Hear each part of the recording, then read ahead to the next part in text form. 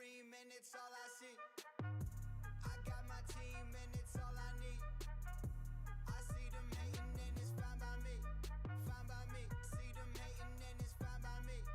Fine by me. I see them hating and it's fine by me. Got a dream and it's all I see. Got my team and it's all I need. See them hating and it's fine by me. It's fine by me. Yeah, haters know I get a lot of. Wait, Hold up. shit, Haters know I got a lot of. Wait. Hold up. shit. Haters mad cause they get nada. Got a lot of dollars, look like I just hit the lotto. Rich, pop my collar, looking like a baller. Take shots like revolver, but the stroke so Arnold Palmer. Don't tell me act right, I be in my bag like I be in the fast life, blow money like a bagpipe. It's all I see. I got my team and it's all I need.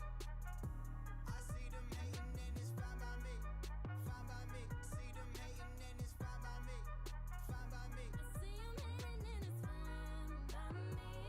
Got a dream and it's all I see. Got my team and it's all I need. See them hating and it's fine by me. It's fine by me. Boy, it's only buckets where I'm at, where I'm from. They don't tuck it, they just shoot dick buckets through the gap. You be sluggish at the bat, I be Kirby Puckett. Sticking house of Moan Brown, stuck it to the mat. Magic fingers, like I'm Stephon Diggs. I don't like my coffee black, I like it Tayshaun Prince. Hold on to the balls, just like Marshawn Lynch. In the whip, you ain't like the I got a dream and it's all I see. I got my team and it's all I need. I see them hating and it's fine by me. Fine by me. See them hating and it's fine by me. Fine by me. I see them hating and it's fine by me. Got a dream and it's all I see. Got my team and it's all I need. See them hating and it's fine by me. It's fine by me. I can see them hating, but it's all good. Say they hating cause I made it, cause they never thought I would.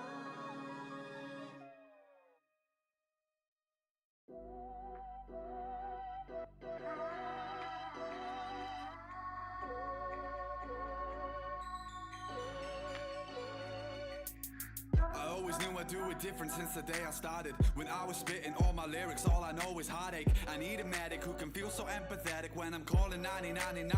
My list of fucking problems, take out those zeros cause I'm powered by a none of my favorite colors narrow. But I'm looking for a star who can shine away the pain that is coming up with this age. As I look back and I say, where did it go, why did I waste it? I grew up listening to music from 10 different genres. It never stopped me going crazy when the volume's up. And I always wanna be somebody who can tell his father I made it pops and I promise I'll look after mother. I'm making money but my money isn't back, and I'm always wondering if it will ever be everlasting. I'm always thinking about the issues of my past. Now my faith is on the edge, somebody go and call the pastor. I gave up weekends cause I need to take a chance. Now I'm working all the time on my music, I gotta act big. If I don't make it then I pray my boy will smash this. I'm looking up for angels cause I want their wings to catch him. And in my past there's a version I barely know, who never thought he falls from the all-time low. But it's not his fault, oh no, it's not his fault. Cause he's putting in his life but his name, it didn't go. And if I grow old, moving from my friend zone, call me back home, I don't wanna let go. If I lose hope, grab me by the damn throat, shout my name and tell me let the worry go. Cause all I wanna do is cut loose, but I don't even know what's going on. Cause all I wanna do is push through, but I don't even know if I'm coming home. Cause all I wanna do is cut loose, but I don't even know what's going on.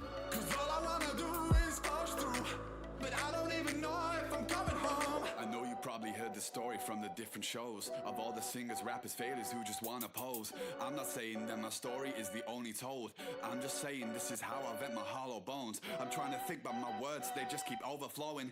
If you saw me then you'd say that my vibe was glowing. If you knew me then you'd say I'd have a smile. But all the while for my time a secret that I'm hiding. I'm always feeling like I'm battling leviathans. I'm hitting and I'm slashing but they're coming back inside my head. I'm up all night too scared of bed, I'm wasting time and then I'm dead. And all that's left is words unsaid, or better yet a demo track. Cause all I wanna do is cut, but I don't even know what's going on. Cause all I wanna do is push through.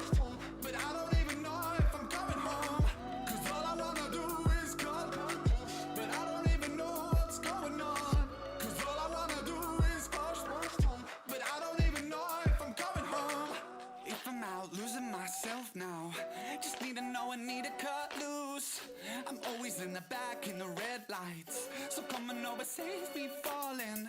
Cause I don't wanna burn my health now. These demons want me to cut loose.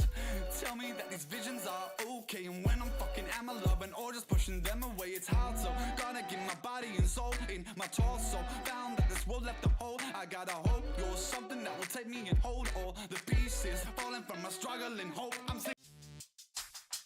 Welcome to a realm where the pulse of sports thrills and the spark of technology sizzles. Join Ronald Boleware and your charismatic host, Jay, aka Jonathan Anderson. Together, they unpack the latest in sports and technology. This is Noonish Sports and Tech.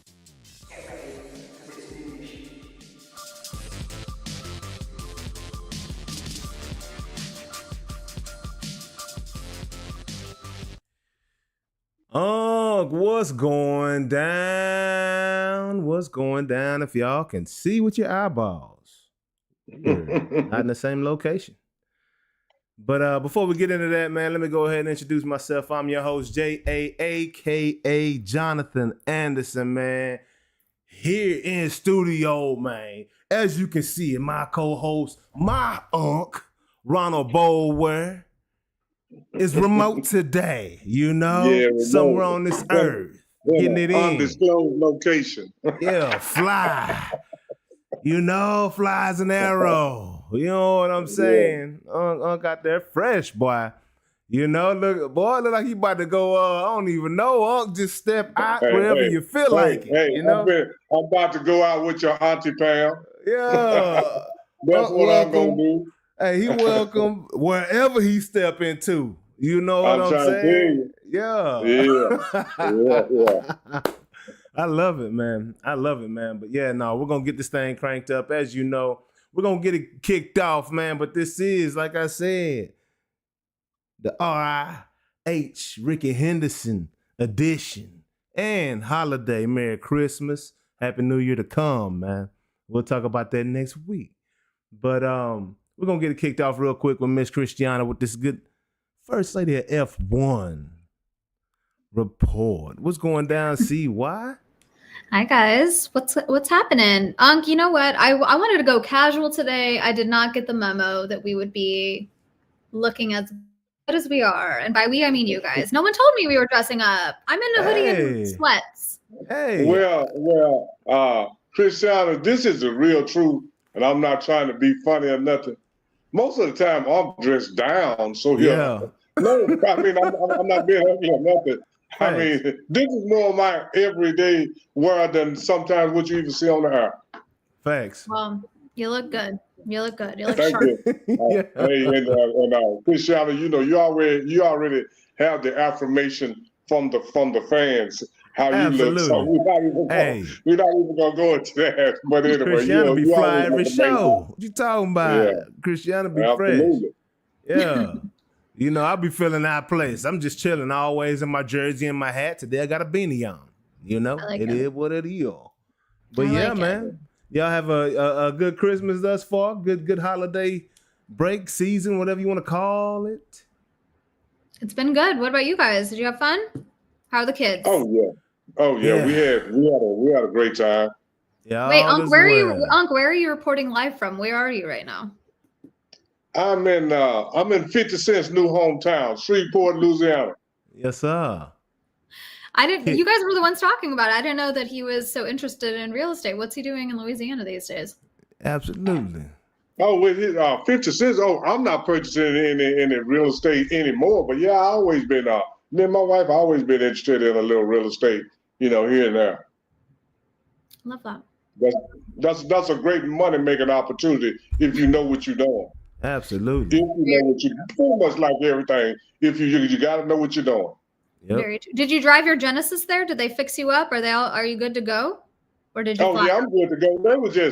They were just slow, and they didn't. Genesis is supposed to be on a different level, and and they're supposed to detail my car, but they washed it, and there's a difference between a detail and a wash. Yeah, what up, Trip? Genesis, what is going on? All right, that's Norm Reeves of Irving, Texas. They're giving Genesis a bad name. I'm gonna switch to a different Genesis dealership. Hey, yeah, no. You gotta do what you gotta do, Won't. You know what I'm saying? Oh, yeah. Don't play no games. especially when you're taking this paper. I tripped out of the Popeyes. You know what I'm saying? I was like, bro, like, spending money with you, bro. Don't talk to me like that. You know what I mean? Like, straight up. Don't nobody want to get talked to like that. This is the customer treat me good. I'm spending money, man. industry. You know what I'm saying? Yes. Yeah, then nobody tell you to come here now. Ain't nobody force you to come here. You change your face, homie. That's all I got to tell you. Yeah. But anyway, without further ado, come on, First Lady. Let's get this F1 information and this NHL also. What's going down? Actually, we got into it. something else today, don't we, Miss First Lady, to kick it off. Just so you guys know, a little behind the scenes, every week Jonathan texts me and says, hey, what topics do you want to talk about? And so this week was no different. I was ready to go live yesterday on Christmas Day. I said, are we going live today? And he said, no, calm down, relax.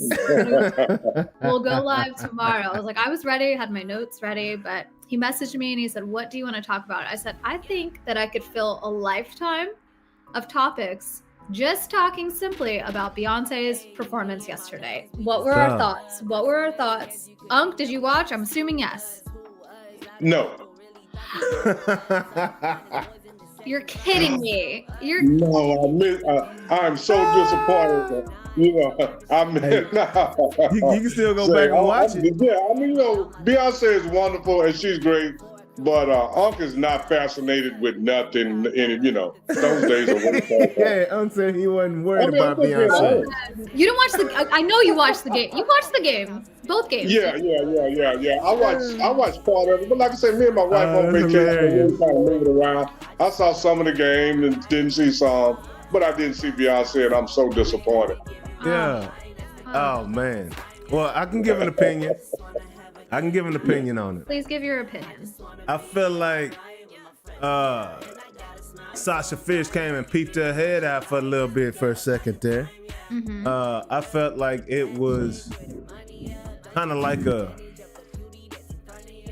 one of those movies where,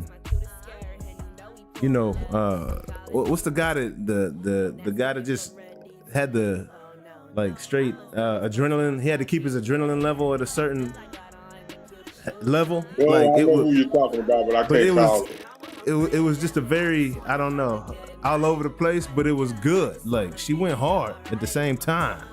Like, she killed that thing. Mm-hmm. But I don't like the whole country crossover thing personally.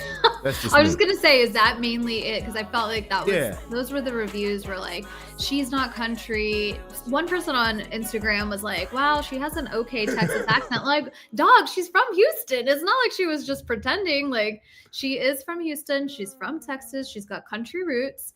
She did a totally different thing with her career. And I really loved Cowboy Carter. One, I love her, but the musical aspects of that album with the production, the mixing that they did, the voices that they brought in. I love that they featured other artists who were part of Blackbird on the album. I love seeing Posty. I love seeing Shabuzi. I didn't know who they were going to bring out, Shabuzi, but my favorite part. Taller than a mug. I didn't realize that dude was that tall, man. I said the same. I said 6'5". Who is that? When he turned around, because did you hear Lamar Jackson was like, I want to go out and watch, and they're like, you're not allowed to go and watch. Yeah. In my head, when he turned, I was like, I bet you Lamar was trying to sneak out into the audience to be a part of it. That was wild. But yeah, that was wild.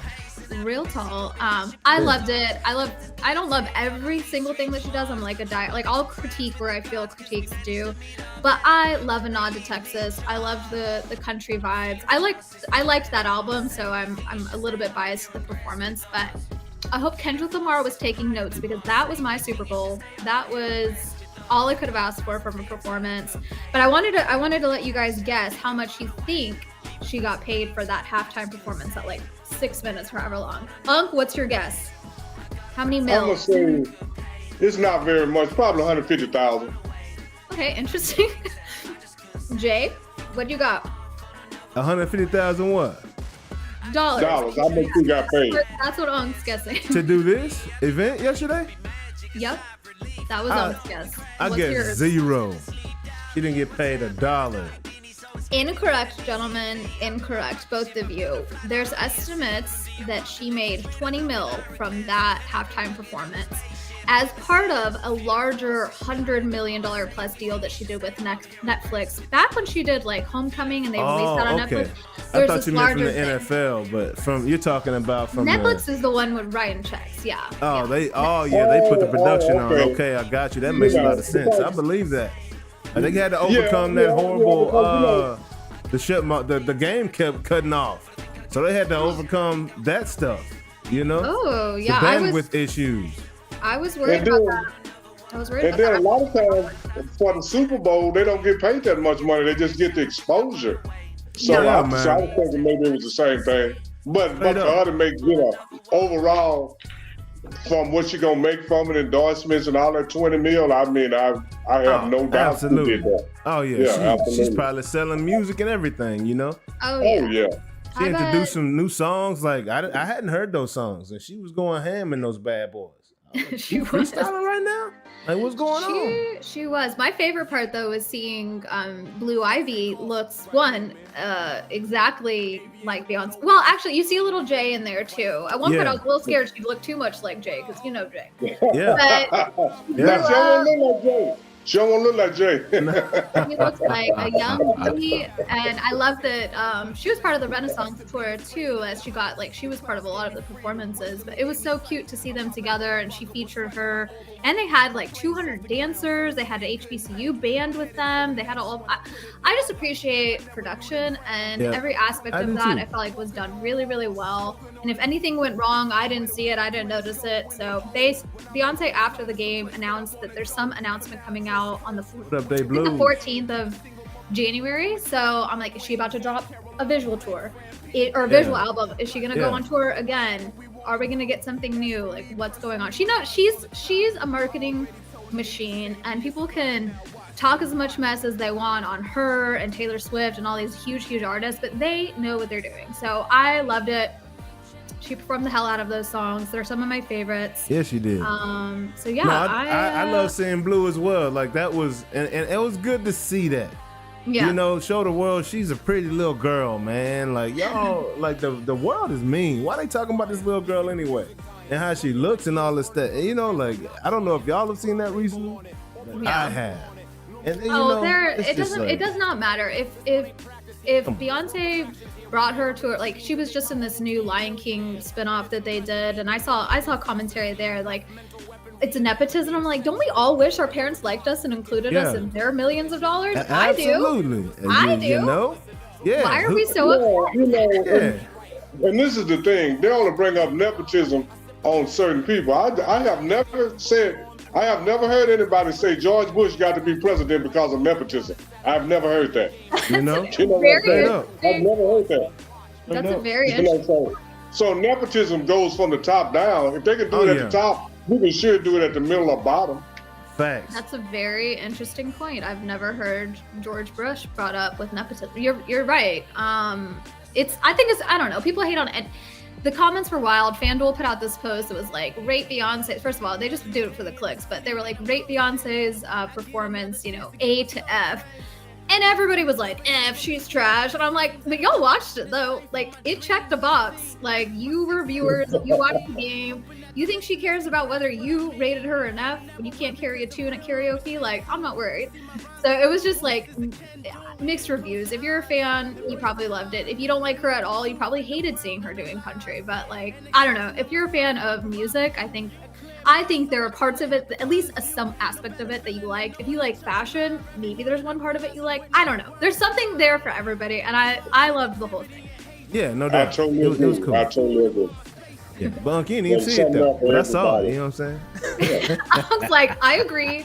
I didn't watch a single second of it, but I agree with you. I agree with you. I mean, between, like you say, fashion, music, and me, am I necessarily a fan of Beyonce's? Can I just say I'm a super fan? No, but I like some of her music. Yeah. I'm a fan of fashion. I like some of her wardrobes, even though they inspire me to show my wife, but I'm just saying, it's something there for everybody. And for somebody to say it was an F, that's just ridiculous. And to be fair, I didn't watch it until last night. I saw a replay of it on the NFL Network. Gentlemen, oh my God. All right. Well, I can't wait for But I Super did Bowl. And watch I can't wait. I can't wait for you guys to fanboy over Kendrick and his performance. I'm not gonna watch it. No, Oh, don't do that. Hey, I watched Rihanna. No. I watched Rihanna. Rihanna went hard in the Super Bowl. Rihanna's gonna be tough to beat, and so Usher was pretty good. I never Yeah. thought I'd see someone roller skating in the middle of the Super Bowl, but they did. I think Dre and Snoop were going to be pretty hard to out for him personally. They went hard. That was pretty good. Eminem, 50 hanging upside down. Yeah, that was a cool. Yeah. I act like I won't watch, but I do love Squabble Up. Yeah. I want him to perform. I'm ready to see Kendrick. Oh, I am too. But yeah. What? So there was some history that was made in F1. What went down, Miss CY? Well, actually, I have a quick update from last week. I think literally hours after we hung up, we were talking about Liam Lawson and Yuki Tsunoda and who was going to take that second seat at Red Bull. Now that Checo Perez, out of there. See you later. Christian Horner said, no thanks, you're not performing. There was back and forth who was going to get it. I predicted that even though fans were going to want to see Yuki, Liam Lawson was going to take that spot. And he did. And as mentioned, he's not a new name. You guys have heard of him before. He's 22 years old. He's from New Zealand. He drove for Ricardo. Ricardo crashed in 23. He was the backup driver for RB, so he came and drove for Ricardo. But then remember when they just said, see ya, to Ricardo after Singapore this year? Yes. Liam Lawson took that seat. So he's had multiple opportunities to present himself in a car. RB's like the junior team of, not junior team, but like the sister team of Red Bull. So you've seen him. Mm-hmm. So he drove for Ricardo earlier this year, right? But he took Checo's spot. Correct. And we were thinking he was going to take Ricardo's spot. And they were a step ahead of the game. Yep. There was a couple of clips that I went back and looked at. I was like, there was a point where we were talking about Sergio leaving Red Bull, Ricardo taking his seat, Liam taking Ricardo's seat, and letting Daniel have a chance to show his stuff in a fast car. Because I think that was like the argument all along, is that, like, give him a competitive car. You're not putting him in a position to win. That's why he's not doing well. Mm-hmm. And so I think if I had to speculate, just based on all the things that have come out about Ricardo, I think he was on his way out anyway, and like nothing really would have encouraged him to stay if it wasn't like a top spot like a Red Bull. And I don't think they were offering him it. So but yeah, he replaced Ricardo in Singapore. But yes, he is now officially the second seat with Max at Red Bull. It's going to be interesting. Liam's a hothead too, much like Max. Nice. Obviously, Max is a star. That's going to be awesome. Liam is going to be really interesting to see their dynamic. These boys are going to be scrapping. Yeah. So we'll see how it goes. Liam, if you watch any of the races, I mean, he, even though he's like the newest guy on track in several of these clips, he's talking a lot of shit about prior championship winners, about people who've had a lot more track time, who were racing before he was born. He's talking smack. Like, my boy coming here with he's spicy. With an attitude, like towards the vets. Mm-hmm. Like he don't care about them. Mm-hmm. Okay. And we're gonna see if they give him the same kind of car they're giving Max now. They weren't giving Max and Checo the same car either. So it didn't feel like that at all. But we'll see. I mean, I think we've talked about it. You've got a vet in seat one, which is Max. He's not only been there for a while, but he's been competitive and he's a champion, multi-time champion. And then you've got a new guy who's hungry for it. He's got a lot of attitude. He doesn't really want to take a back seat. So I'm really interested to see how they'll work together.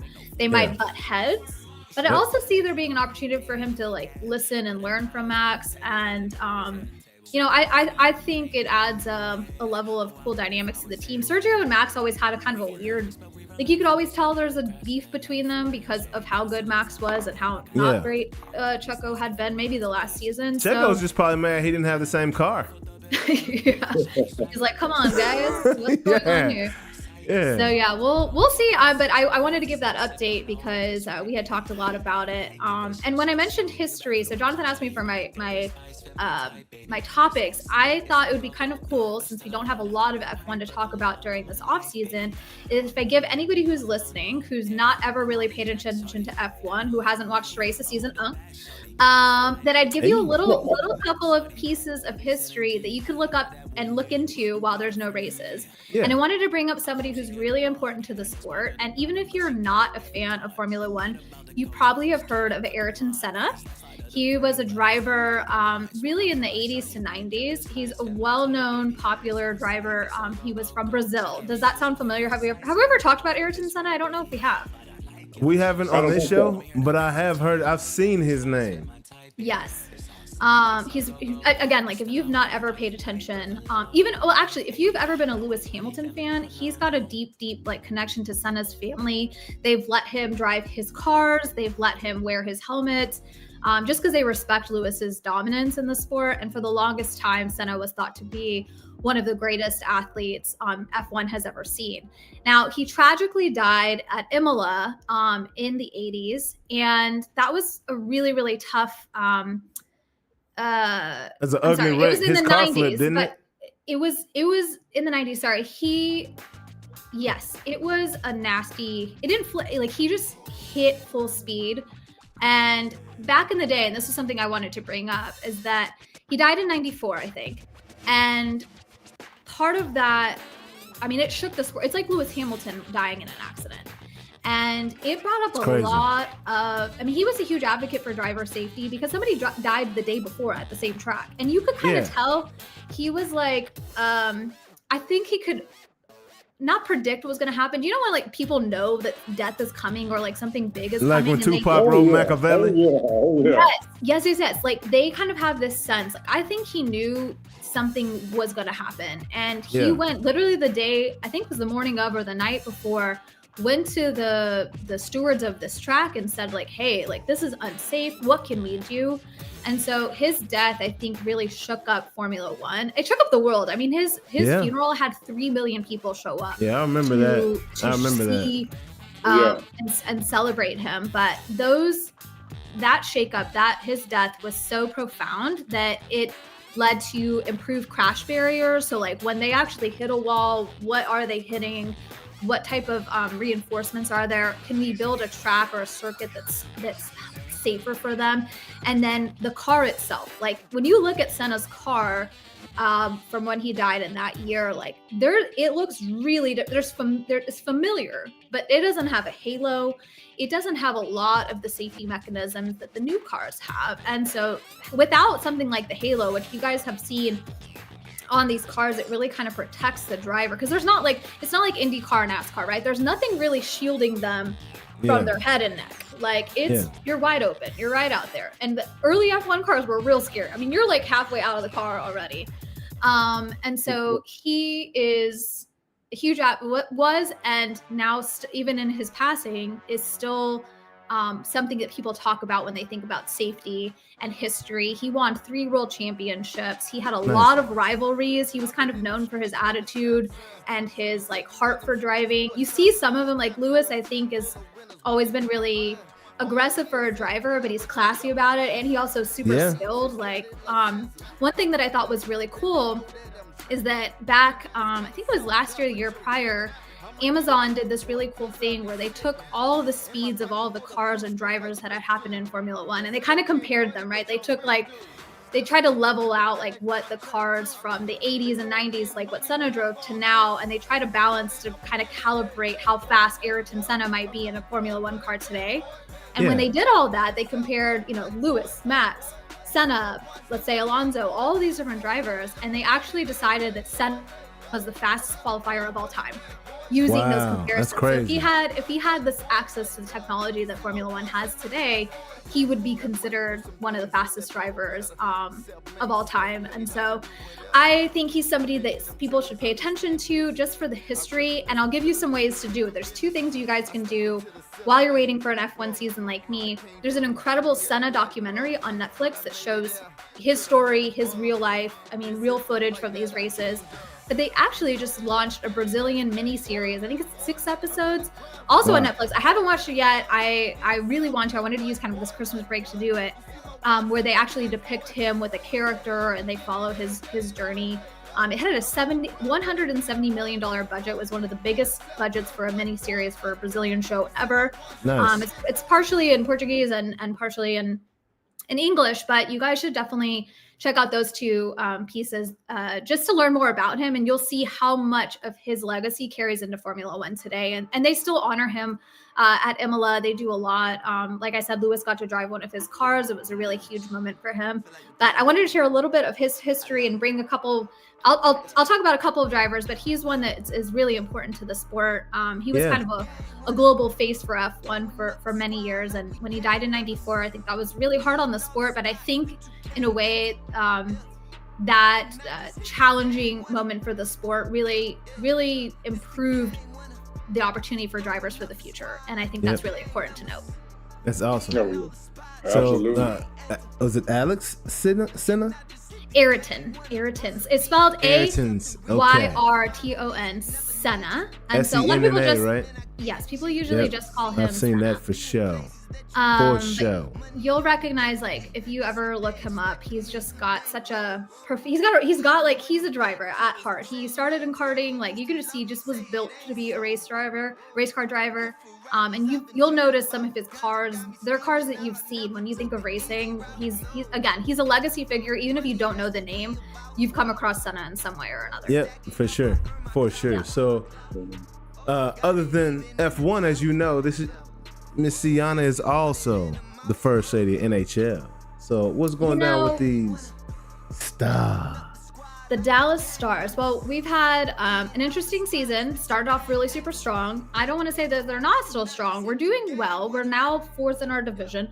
But a big milestone moment happened just last week. And one of my favorite players, Jamie Benn, he's the captain of the team, number 14, my lucky 14, 714. Hey. That's why I like him. Right. Hey, 713 is my mama. There we go. Ben's number. I followed him for a really long time. He's a fun guy to follow. He's an aggressive player. He is one to get in a fight.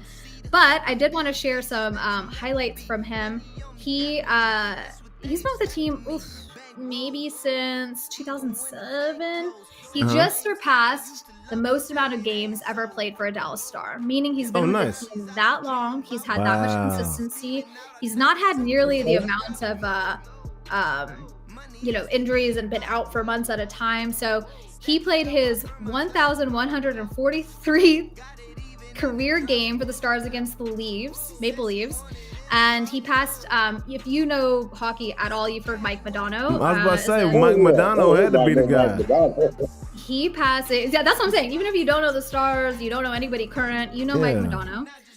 So he surpassed him for most games played from the Dallas Stars franchise. Wow, that is insane. Which I think is really cool. That is insane. Really cool. I mean, I was here, when the Stars got here from the Minnesota North Stars. Exactly. And Mike Modano was like he was the guy from the time they got here until he stopped playing.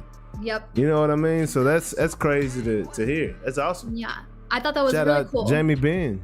Yeah, man. Jamie That's Benn. a real one. That's the guy. He's the guy now. That's he is the guy now. Dallas Star right there. He's been doing really well. So I think he's just 74 points away from tying for the most amount of points. I got you, Trip. So also held by people like Mike Modano and Joel Pavelski, who had over, I think we talked about Joe a couple years ago. They've hit the 1,000-point mark. And so it's a great idea, Trip. What's Trip saying? What's Trip telling us right now? He said, "Can I get a hockey parlay from CY?" Great idea, Trip. I love to hear it. Let's get the people some bread around here. Yeah. I'm in there. Message me on our fantasy football app. We'll talk about it. But yeah, no, anyway, I just wanted to share. I think that's been really cool for them. They just had a game out in Utah. They won on the 23rd. They're doing well. They're playing the Wild coming up. Blackhawks are back on the schedule. Senators. We've got a lot of things So I'm excited. I think though we should give a Dallas Stars ticket giveaway this let's season. get it. So tune in, make sure to like and subscribe so that you know. Hey. But I think we should do a giveaway. Hey, and it's a lot of fun to go to the games. Absolutely, You're talking about a great time. You get 2 intermissions, and people go on the intermissions to drink alcohol and come back crunker because you know it's gonna be a game. So when they're winning, even when they're losing, it's a crazy environment in there, man. It's a crazy environment. I think we should invite the GS boys for the stanky leg, and then we should invite a viewer, a listener, to come join us for a game. We'll plan that before the end of the season. I think we should. Let's do that. I'm about that business. Let's get it in. Let's get that in. Yeah, we'll make it happen. I don't know if you can wear that shirt though, Unk. It might be a little chilly. Hey, you're gonna have to wear a coat or a jacket over it. A sweater. I wear something. I got some winter stuff too. yeah. He said I got more than this shirt. You know what I'm saying? I got some sweaters that'll put this shirt to rest. You know what I mean? But thank you guys. I will come back with more updates. I've taken way too much of your time, but No, you're good. See what? This is what this is all about, man. We having a good time, man. Happy holidays to you, girl. You got this thing kicked off right. Exactly. All right. Well, I love y'all. I'll see you next week. All right, love you too, girl. Have a good one. Peace. Yeah, man. Yeah, Unc, what's going down? Not much, man. Just chilling and enjoying my little time out the way. You know, I try to stay out the way as much as I can. Hey, man, when you're that fresh, though, Unc, it's better to stay in the way sometimes. You know what I'm saying? People need to take some notes. You in the way. You try to stay out the way, but people put you in the way. Yeah, they do. They do that on their own without you trying to, without your consent. Oh, yeah, man. Yeah, man. So let's we're gonna jump to these topics. I want to get you're perfectly right in this frame before I jump into these topics, though. Okay. And I think I got it right. And I see, I mean, I can't see anything, but I hear Trip already in the hive. You know, Trip in the building, man. Oh, you know? Yeah, holding it down. What up, Trip? The Ghost, you know what's good.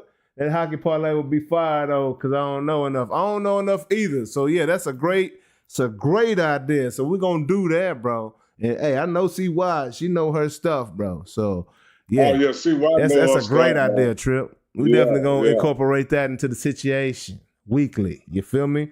Keep that Bet US thing rocking like that, you know? But, anyways, Unc, let me open up these topics real quick. I done had these drinks. Oh, that's all right. Hey, I'm dry today. Hey, I'm gonna get it in. You know how it is when you go when you're on vacation. You probably get it in a little more than you normally do. Sometimes.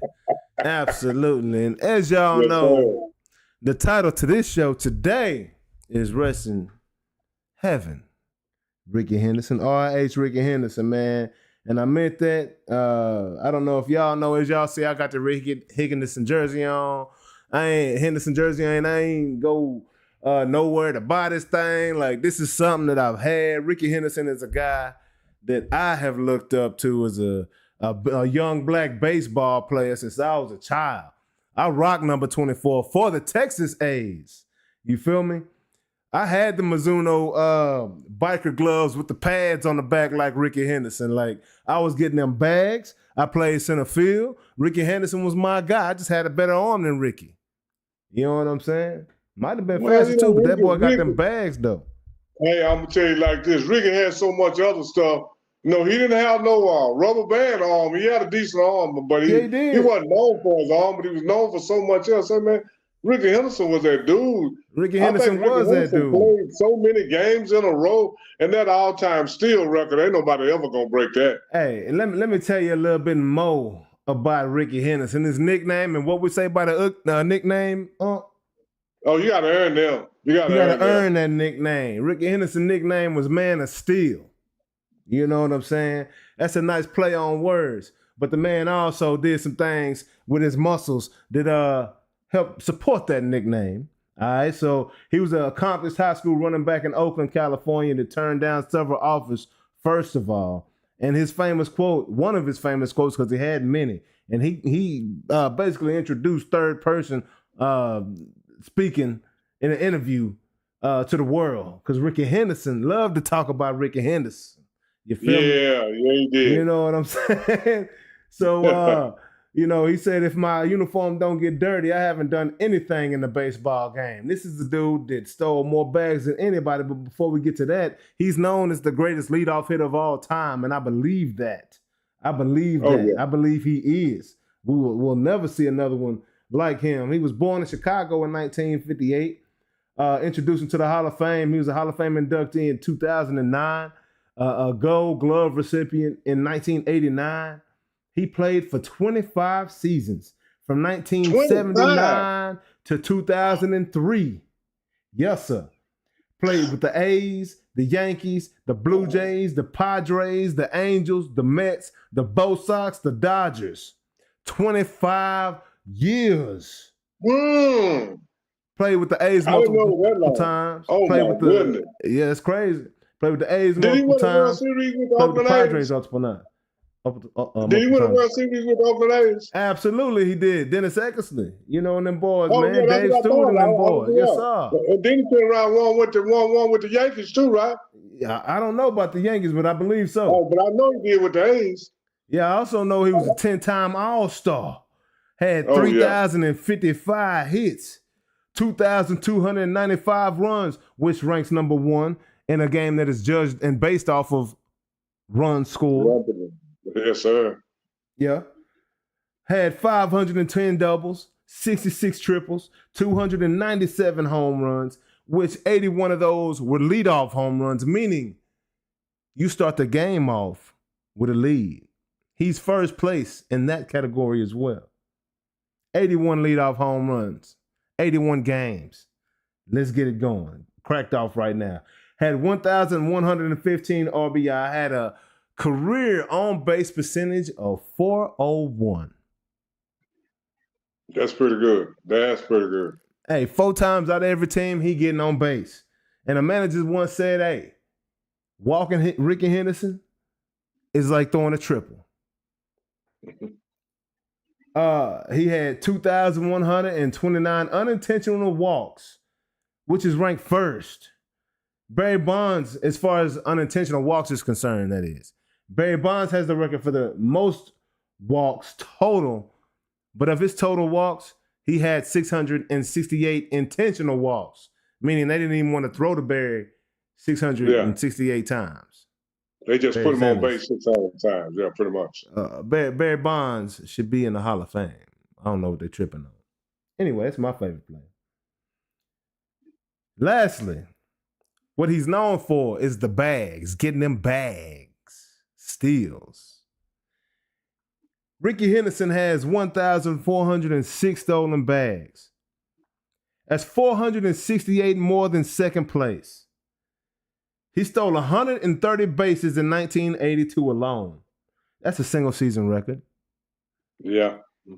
The current stolen base leader, just to put this into perspective, is Sterling Marte, and he has a total of 358. That's 1,050 more stolen bags than whoever's got the most right now playing ball. He stole over 100 bags after the age of 40.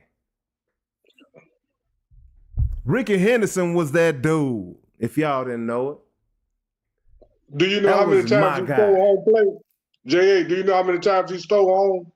I don't know. That's probably a record also. He got so many records, man, and like Rickey I said, bro, crazy we done lost some great ones, in this Hit me out year, of nowhere. 2024, man. We lost some great ones, man. Rickey ain't that old. That's what he was, 65. That's what tripped me out about Rickey. I wasn't expecting that. That kind of came out of nowhere. Yeah, that's what I was thinking. He wasn't that old, yeah. And we just lost Fernando out of LA. So Yeah. Cali, it's 2 Cali teams getting hit with some young legends, passing away early. I mean, and then Kobe. Yeah, absolutely, Goodness yeah. gracious. But they say he passed away. He had some pneumonia or something like that. So that's unfortunate, man. But definitely had to pay my respects to a man that I looked up to as a kid, played like that man, love watching that man play baseball, man. Rickey Henderson, man. Shout out to you. Next up, we got that good Zay Green watch. I don't know if y'all been watching, but Zay Green been going off. Recently, she upset Michigan State. After that loss, they took to California. They gave them their first loss of the season. They dropped out of the top 25. I don't know why. But they came back and beat Michigan State, which was ranked number 16, and beat them by 15, 84-69. In that game, Zay had some pretty good numbers. She had 21, didn't she? No, in that one, I believe she had 17 in that one. Yeah, okay. Yeah, in that game, she had 17 points, 7 boards, and 2 assists. And then they went out and beat Richmond, 75-68. Zay looked like she took a game off, kind of 10 points, 6 boards, and 5 assists. So, I mean, she been balling. Oh, yeah. You know, and they've been winning. And y'all keep your eyes peeled and keep your eyes open for Zay Green. You know, as you know, we got had an interview with her a couple weeks ago, and we're gonna keep you up to speed and up to date with Zay Green in this season. Watch. Yes, sir, on this Zay Green watch, man. So we're gonna keep the party rolling. On to the NCAA. Yassa. I ain't mean to throw them all up at one time. Let me get these things right. So, you know, this weekend, before we get into the games that matter for the, you know, championship, a game that matters to me. These CU Buffaloes are taking on the BYU, what are they, the Tigers or something? The Panthers? BYU. Lions or something? What BYU. Brigham Young. They're taking on BYU. I can't remember what BYU is, man. Yeah. That's a shame, but I don't know what big. I can't remember that right now. Hey, let me ask Siri. Hey, Siri.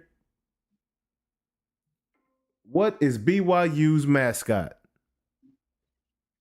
And when I hear it, I'm going to be like... Cougars. That's it. Oh, Cougars. Okay. I knew it was something like that. Yeah. Okay. You know, they're the Cougars. So they're taking on them BYU Cougars. What do you feel about this game, Monk? You think they're gonna come out with this win? You know, they same conference. They both Big 12 now. I don't know why they didn't play, but they didn't play each other, but they're gonna play each other now. It's gonna be a pretty good game. I think BYU got a pretty good team, but I'm gonna roll with Colorado, you know, because I want Colorado to win. I'm gonna say it like that, you know. Yeah, I do too. I think it's gonna be a fairly tough game, and then Colorado. All their players are supposedly playing. Jim Bob Jones won an NBA parlay. They are playing. Dion went out and did a good thing, got them boys that good disability insurance. You know, whatever it's called, that insurance, if something happens, they will get paid for whatever, you know, to make sure they're straight. But that's a good thing. But they're not going to get that bag they would have gotten if, you know. If nothing takes place, but and then you know, I gotta do something real quick. I gotta take a break real quick. You already know what's up. But hey y'all, we're gonna be right back, all right?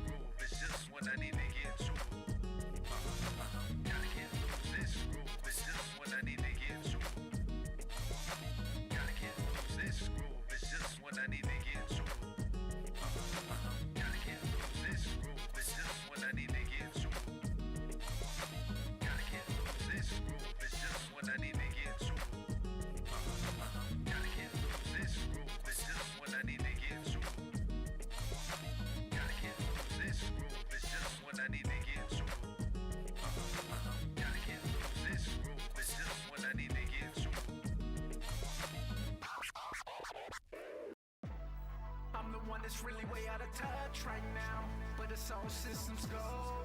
You know, I'm sorry now. It's all systems go.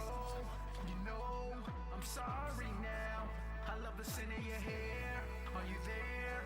I'm sorry now. It's all systems go. She want a crown, so I'm sitting here. Bet she come around for a billionaire.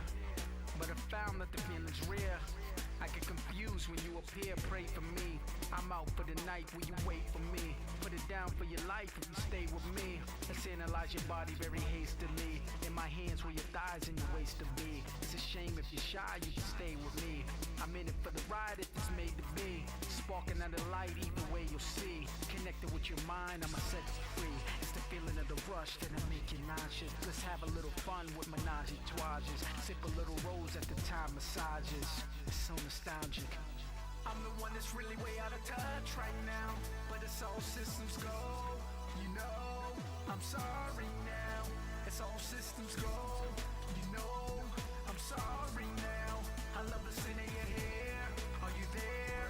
I'm sorry now. It's all systems go. Yeah, man. Yeah, man. Sorry about that. Had to take a quick intermission, man. You know, hope y'all don't mind too much. But yeah, we are absolutely right now talking about this Alamo Bowl, man. I think CU gonna go out there and do the thing. I'm looking forward to seeing them going out with a bang. We have not seen Deion win a bowl game yet. He's lost the Celebration Bowl twice, right? So I want to see Deion get his first bowl win. That'll be good. Good way to cap the season. As we know, and we're going to talk about this here in a little bit, he's going to be missing a key component in his defense, a guy that's played very well for him this year. But, I think Colorado's going to overcome that. I think they got the guys. They already have, high school kid like Juju has already gone and started practicing with those guys. He graduated early, right? So who they going to be missing? Nakai Hill, Green. Did he get hurt? No. He, we reported he entered the transfer portal last week. Now he's, I believe he's committed to Alabama. So he's going to Alabama. I don't know if that was a good move by Nakai Hill Green. I think Colorado is where it's at right now. I think Alabama was where it was at when Nick Saban was there, but they lost 3 games this year. They lost to Vanderbilt, they lost to Georgia, and they lost to another team that I don't think anybody expected them to lose to. So I don't know if that was a good idea. Was that? Nobody expected them to lose to Vanderbilt. Oh, absolutely not. Absolutely not. So, I think I don't know if that was a good move. If he went there, it was for money. Off the bag. Period. He went there for the bag. That's it. Oh, absolutely. And I mean, I can't, if you want to get that bag, young man, go on and get that bag. If you expect him to go to the NFL, if you don't know, whatever, if you're unsure, I don't know why you would make that move. But they must have offered him a pretty good sized bag because that kid, when he shows up, things tend to stop. Plays tend to cease. So he's a very good football player. Yeah, and then sometimes you got to realize, well, at this point, money is the most important to that because he's young. Yeah, and he see, Travis and Shador getting his bread and buying these whips and, Oh, yeah, he won't do the same thing. Yeah, it's got to be tough for a kid that, thinks he has, I don't know, ability. I don't know, similar. I don't know if you want to say similar because he's a linebacker and a quarterback. You know what I mean? But like at his position, he feels like he's upper echelon. Even though linebacker value and quarterback value are 2 different things. I just don't get that. But I don't know. I don't know if it was a good idea.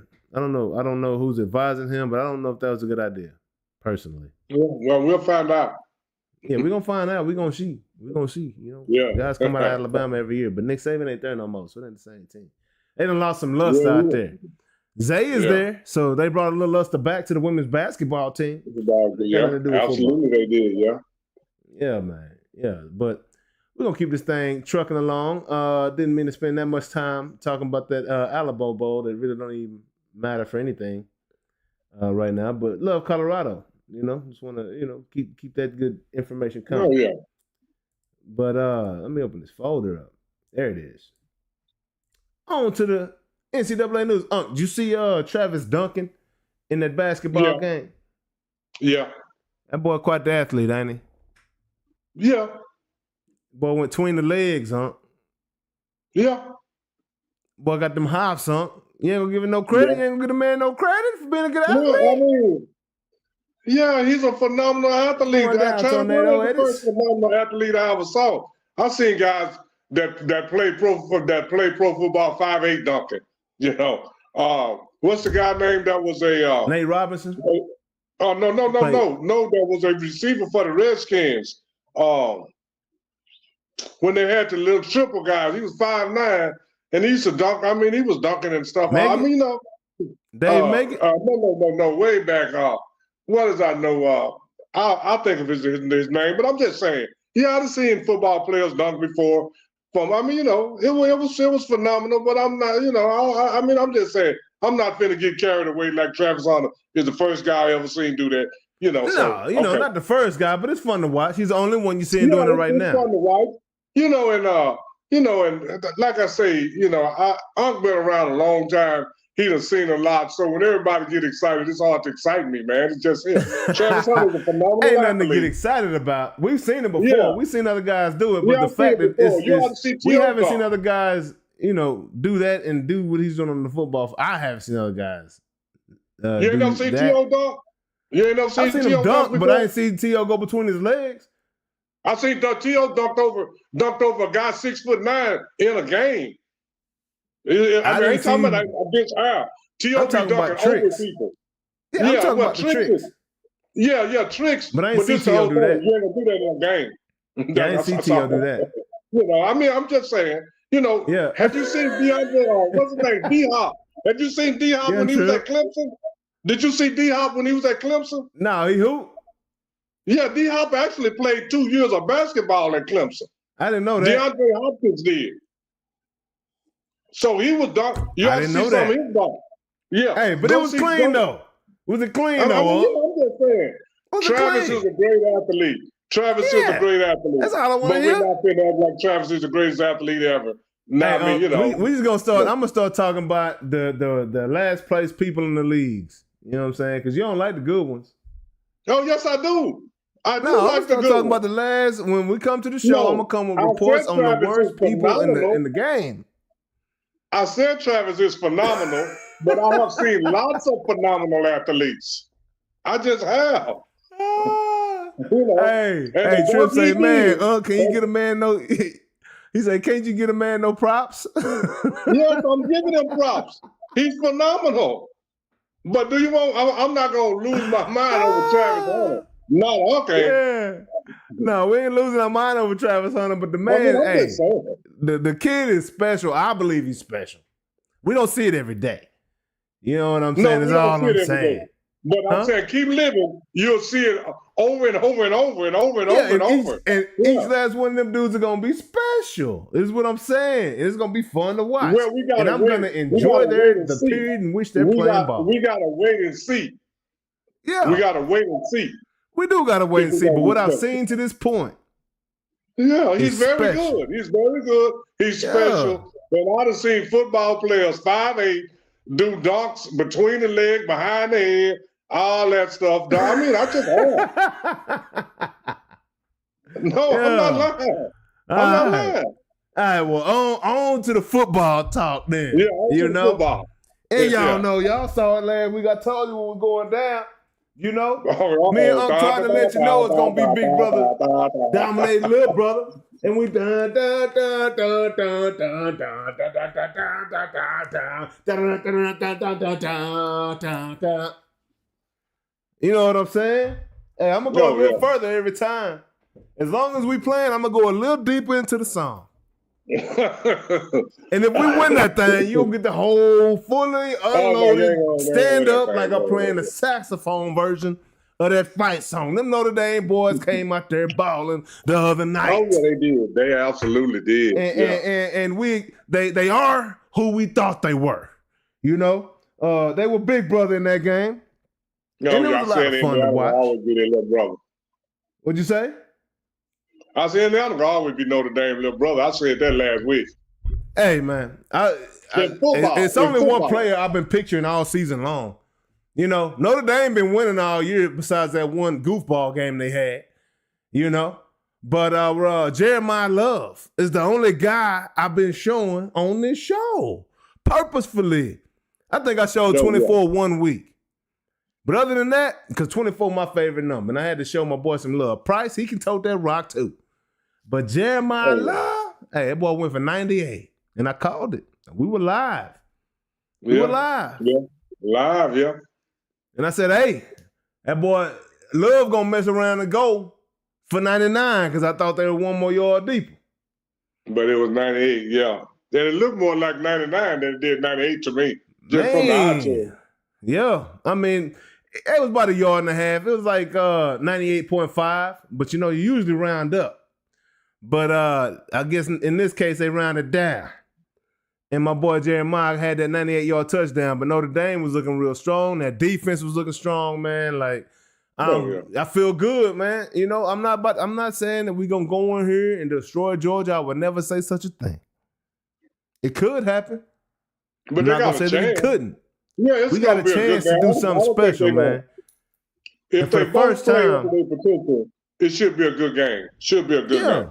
Yeah, for the first time, I'm hearing analysts, you know, talking about Notre Dame, you know, possibly winning the national championship. I ain't heard none of that all year. No. None of that. Not for the first time, I'm hearing it though. But you know, I've been telling y'all we straight is all I'm saying, and I ain't listening to what people got to say. I don't care what they got to say. You know. You know Unc don't care. Yeah, I know Unc don't care. Yeah, I know Unc make his own opinion. Yeah, Unc make his own opinion. Absolutely. But yeah, man, I'm excited about these boys. I think we're gonna be all right, man. As far as that football game is concerned. And what up, Ryan? What's going down? Hey, I know them dogs coming, bro. Hey, but them kind of McGregor's, dog. You know what I'm saying? The fighting Irish dog is ready for them boys, bro. Hey, you know what I'm saying? Is that nephew Ryan? That nephew Ryan, dog. Let's go. We want the bulldog, baby. You know, last time Ryan said Jim Brown couldn't did all that. What's up? Yeah, he said he said that. But you know, nephew Ryan say Jim Brown could have did all that today. Yeah, he said I got to tell nephew Ryan one thing right now. What's that? You say Jim Brown couldn't have did that all that today. I just want nephew Ryan to know that the free throw line is still 15 feet. Will Chamberlain could dunk his free throws today. Y'all always talking about what your old guys can't do. Will Chamberlain could still dunk his free throws today. It's still 15 feet. He could still run 46 and 440 yards. 440 yards still for 440 yards. That ever change. Yeah. So quit talking about what the old guys couldn't do. He could do that today because it's still the same measurement. Yeah, it is. It's the same measurement. Yeah, so let's talk about something else. But anyway, stick it to the subject. Hey, Ryan said he took it back. He said he took it back. He took it back. Okay, thank you. All right. Tell him I'm good. Hey, Ryan, we just having fun, man. You know, and I'm gonna hold up for the old guys. He ain't gonna let y'all young guys think y'all better. No way to work. Got to. You got to hold it down, huh? But you know, we're gonna tell you the truth, though. We're gonna tell you the truth, though. But I got proof on what I say. But anyway, on to the next one, Jay. On to the next one. Yeah, Notre Dame did what they did, and they went out there and kicked butt, you know, like I thought they would. They are who we thought they were, like I said. And, you know, Indiana didn't stand a chance. We were just dominant, you know, through and through, you know, kind of like we've been all season. We are who we are. You know, them fighting Irish, you know what I'm talking about? Hey, anyway, they ain't gonna talk about that right now. But yeah, it's going down. Notre Dame going in. And anyways, the next morning I was quite disappointed quickly. Kevin Jennings decided to have the worst game of his season against Penn State. And they went ham, man. They middle linebacker, that little number 13, I can't think of his name. That boy there was going nuts. Oh, yeah. Nuts. Yeah, well, that's Yeah, that's 2 picks, took one linebacker to the you. house. Yeah, well, that's linebacker you. Yeah, and he had a great game. Number 11 had a great game, but number 13 killed Kevin Jennings. Kevin Jennings killed himself, and he started it off with the first drive. He could have run, like he could have just taken a step and fallen down. He would have gotten the first down, but he decided to throw the ball on the 4th down, and the tight end did not catch the pass. Like it was not good, man. And he just, I'm talking, it went interception, fumble. Like it was just, I don't know what was up with Kevin that day. I know it was 12 degrees out there, but man, my boy did not have a good game, and that was very unfortunate. It had more to do than the temperature. Yeah. Oh man, see Tripp and Ryan clowning up. You know what I'm saying? Hey, they say back in the day they was playing against plumbers and dog catchers and milkmen and electricians and name one. Said them plumbers. Say now some of the plumbers couldn't hang. We're not even talking about who they was playing against. Okay, we talking about Will Chamberlain could dunk his free throws. Nobody in modern history can dunk their free throws because they got to go past half court and run all the way. We talking about what happened. He could still run a 100 meters and still 100 meters, right?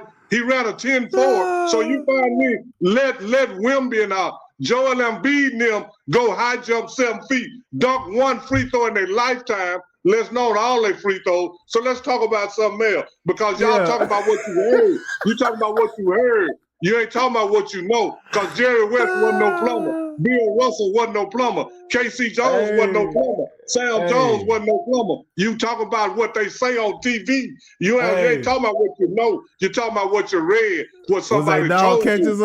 Was they dog catchers? I just want them to go research and find the plumbers. Quit calling shit that you don't know. Dog catchers. What you're doing, calling shit that you don't know. Tripp and Ryan. Go name one, find one, and let's talk about the subjects, J.A. Hey, I think dog catchers got to be pretty athletic though, huh? Well, I'm going to say it like this. Them plumbers was doing things they can't do now. If Jerry West was a plumber, you going to let somebody go score 240 points in the NBA Finals since he was a plumber. I don't know how plumbers could shoot so good, but let's talk about something else. They heard that on TV. Hey, Ron said, what's Will's free throw percentage, John? Huh? What's his free throw? The same as Shaq's. How far did Shaq long jump? See, all this is on record. Shaq long jump 22 feet. Will Chamberlain long jump 25. What they talking about? Don't bring up I can long jump further than Shaq. That's crazy. Thank you. 22 feet. That's what girls do. Girls long jump 22 feet. Yeah. Oh man, Shaq. Hey, we gotta get Shaq on the show. It's on record. Go look how far long Will Chamberlain long jump. It's still 25 feet. 25. Disclose that information. 25 feet for other people. 25 feet is 25 feet. So talk about what you know, Ryan, not what you heard.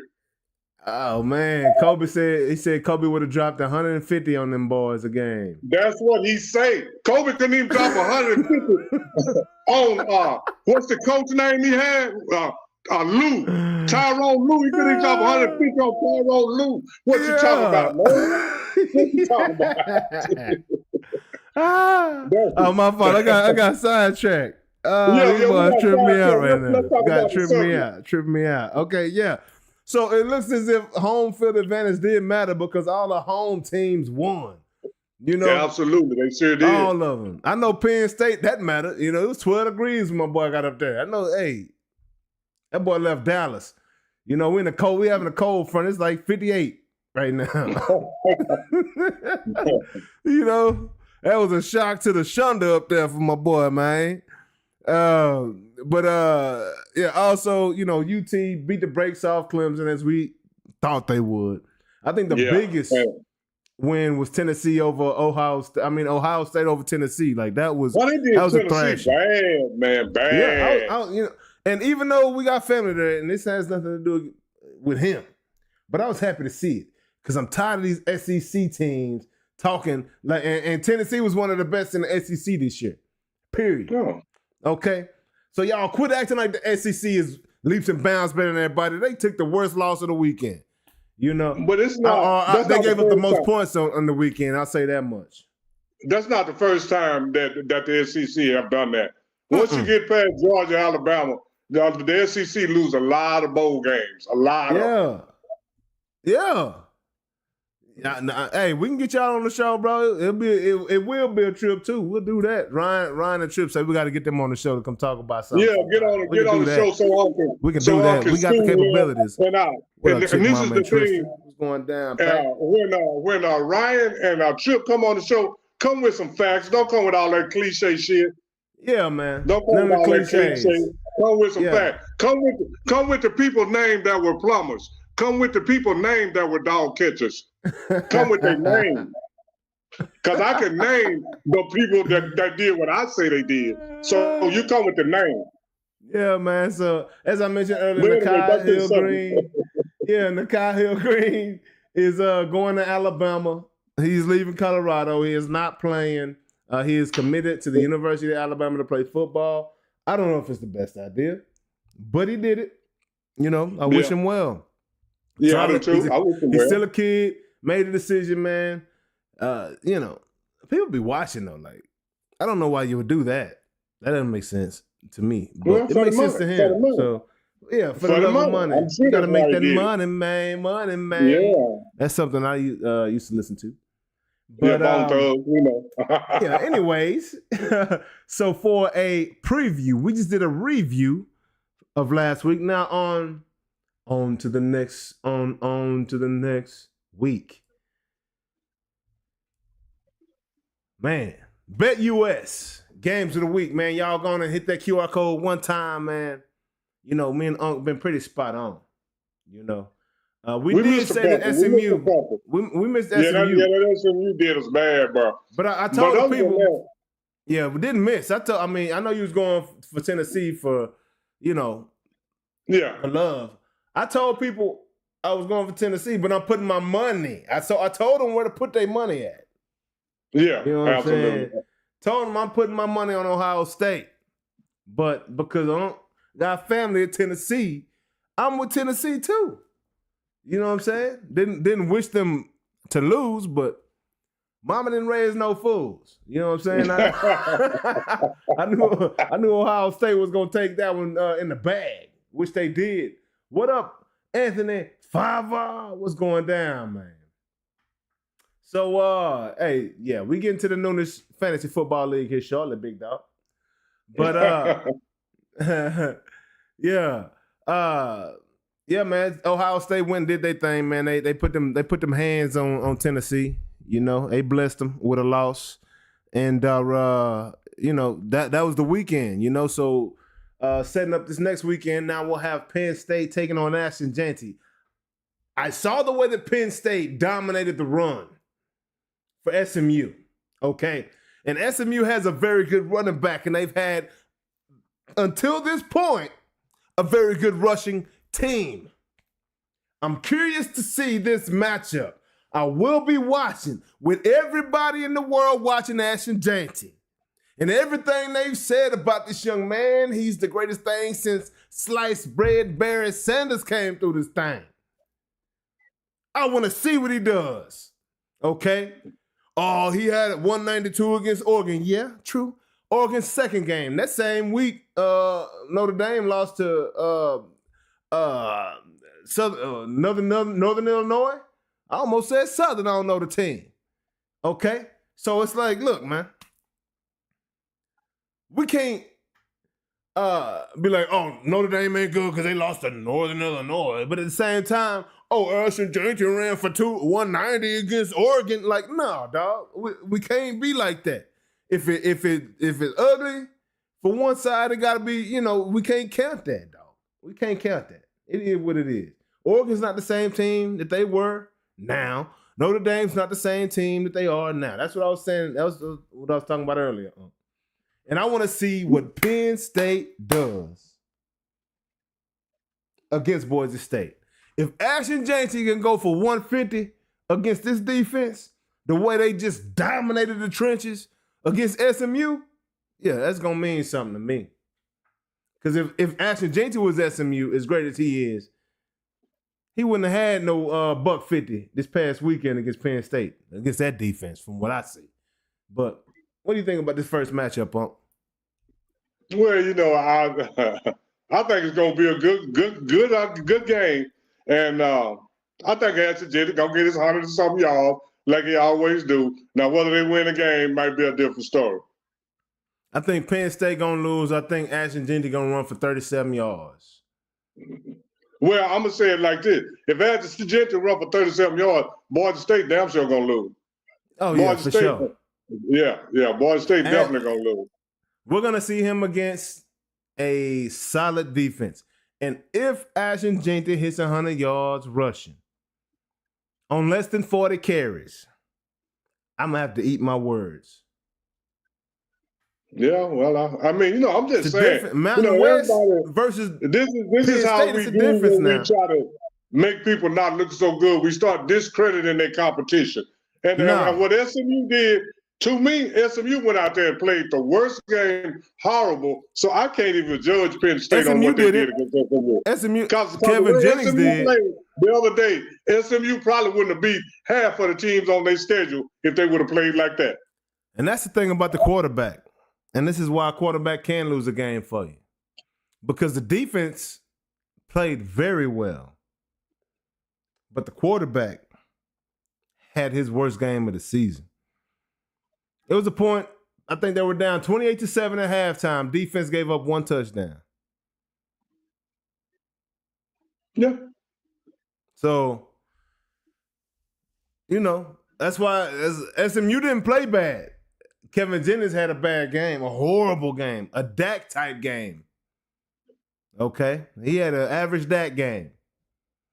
And SMU couldn't make up for it. Well, I'm going to say this, SMU didn't play good either. Their defense SMU didn't play good either. Their defense did. You know, SMU didn't play good. Their defense played good. Now, if their tight end would have caught that pass, would have been a touchdown. So that's that thin line right there. You know, from Kevin Jennings make a bad. Oh, now since he didn't catch it, now Kevin made a bad decision. You know, instead of just getting that extra yard and a first down on the fourth down attempt. But if the tight end would have caught it, it would have been a good decision. A touchdown, exactly. Yeah, it would have been what a great play. That would have been better than a first down. So you know, exactly. But Tank Dell, how this is fake Tank Dell? What up, fake Tank Dell? What's going down? You know, then it was one of those snowball games. Once it got to going downhill, it just snowballed for SMU. So I can't even judge because I've seen Penn State play earlier this year. Penn State didn't look that good. Not like that. When they played Ohio State, no, they didn't. But SMU got beat up in the trenches. Let's be real with it. That O-line got absolutely whipped, and it was unfortunate to see that. And really, you know, Kevin Jennings didn't have a chance because he had no time. And then, that's what I'm saying about that offensive line getting whipped. That made him play bad too. So, you know, it all goes together. So SMU's defense did what they had to do. They played good. They had plenty of opportunities, made them punt several times. Like SMU's defense played good, but they played the O-line, and Kevin Jennings had, you know. Yeah, most of the games are it's like an avalanche. It's an avalanche effect. It just started going downhill. Yeah, and I don't think SMU is that bad, and I don't think Penn State is that good. That's just me. For sure. If they play it again, I think I'm not saying SMU would beat them, but Penn State wouldn't do them like that. Oh no, they wouldn't. And hopefully SMU shores up that O line. You know, pay some more chochos and that NIL and this transfer portal or whatever they got to do to get some guys over there. They got the bread for it, and they're gonna do right by them boys. And Dallas is an amazing city to live, and I want to see SMU do well. I really do. Oh, I do too, man. I really do. So I do too. Notre Dame. I'm sorry. Texas is taking on Arizona State. Who you got in that one? No, that's gonna be a good one. UT. I got UT as well. It's gonna be a good game because Arizona State got some dogs out there, and they playing real hungry. And I got to go to Arizona State because I got my boy Derek Eusebio, but I can't go against Texas. You know what I'm saying? Hook 'em. But I think it's gonna be a really good game. It's not gonna be like Penn State and SMU or Tennessee and Ohio State. I'll tell you that much. Like that at all. And then who you got in that Oregon and Ohio State game, Monk? Oregon. You got Oregon? I got Oregon. Yeah. I do too. Yeah, them boys got that bread. They got them ballers up there, man. So, hey, I got Oregon in that one. Notre Dame, Georgia. Who you got up? You can be real with yourself now. You ain't got to worry about me over here. I want your pick. I ain't worried about you. I'm like, it's gonna be a good game. Yeah. But I'm gonna take Georgia on the experience. You taking Georgia on experience? Yeah. Georgia only has 4 national championships. Notre Dame has 11. I'm taking Notre Dame on experience, on talent. I'm taking Notre Dame to win this game, baby. Georgia ain't bought nothing. They can't even sit at the big boy table yet. They only got 4 championships. We got 11, When's the last dog. time Notre Dame won one of those 11? Hey, it don't matter. We've given Georgia 30 years to catch up. They only got 4. We got 11. You know what I'm saying? We had to take time off to let boys catch up. We want more people sitting at the table with us, and there are people sitting at the table with us, but Georgia ain't one of them. J.A., this is what I'm gonna tell you, like Ryan and Trip to Ghost. You know, about 6 or 7 of those national championships they were playing against plumbers and firemen. Because they were back in the 40s and 50s. They were playing against plumbers and firemen. Hey, you can say what you want to. You know what I'm saying? I'm messing with you with Jim now. So some of those they were playing against plumbers and firemen. So it don't count. So, hey, they beat Jim Brown. They beat Jim Brown. You know what I'm saying? Yeah, Notre Dame, we real deal even against them plumbers. At least we beat Jim Brown and them plumbers. You know what I'm saying? That's all I got to say about that. I gotta go look that up. Syracuse was pretty tough in the 50s, man. Syracuse, I gotta go see if Notre Dame beat them. Hey, Notre Dame, wasn't nothing with Notre Dame back then in them 50s. Paul Horning, all of them went to Notre Dame, but they were wrong firemen and plumbers, man. Real deal Holyfield. They Georgia can't sit at the table with the big boys. You know, they still sitting in the kitchen with the kids. Hey, I'm just using the Ryan and Chip to Ghost theory. Yeah. So everybody went to plumber and a fireman, let them tell it. Hey, Ryan say y'all won when Bill Russell was winning. Absolutely, sure did. We winning now. And we winning now. So who you gonna take on Bill Russell? Because here you go, Ryan is 6'9", still 6'9". Bill Russell high jump 6'9" around ain't 440 yards. He ran a 49, 400 meters. So what are you talking about? You picking the wrong people, man. You picking the superior athletes. You picking the wrong people. Trip said they was playing against dock workers and butcher shop boys, man, barbers and stuff. No, they were running against the clock. The clock was running. They wasn't running against they were running against the clock. They was playing against the trash man. That's crazy, man. Hey, I'm gonna tell you like this here. You better go do your medical research and see who has more male hormones, old guys or young guys. According to scientific evidence, you are losing. Chip don't have as much as his daddy. How about that? Say they need more testosterone to mess with them boys, huh? That's what I'm talking about. They need more testosterone to mess with the old guys. According to science, every generation is losing it. So how can you be a better man when you ain't got as much male hormone? So explain that to me, Ryan and Trip. He said they were smoking cigarettes and drinking Kentucky Deluxe in the game. Had more hormone than Steph Curry, so that might have been why he's better.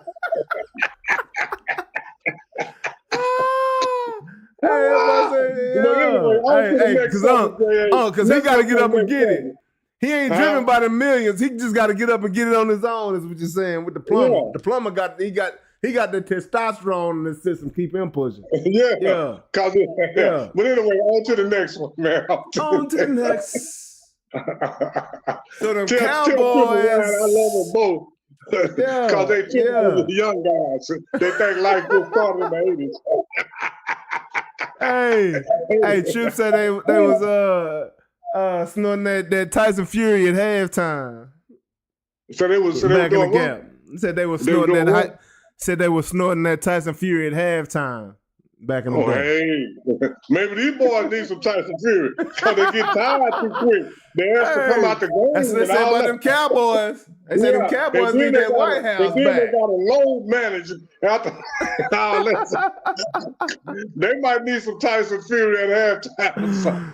Yeah. But anyway, on to the next one. Tell Ryan and Chip, I ain't got time for food y'all today. I gotta go on to the next subject, man. Yeah, gotta go on to the next subject, man. All right, so them Cowboys, it was a big win. I know it seems like forever ago since Kansas City played, the Cowboys played, and then Kansas City played week 16 and 17, and we still talking about week 16 with the Cowboys. But anyway. Yeah, they beat another bottom feeder. That's okay.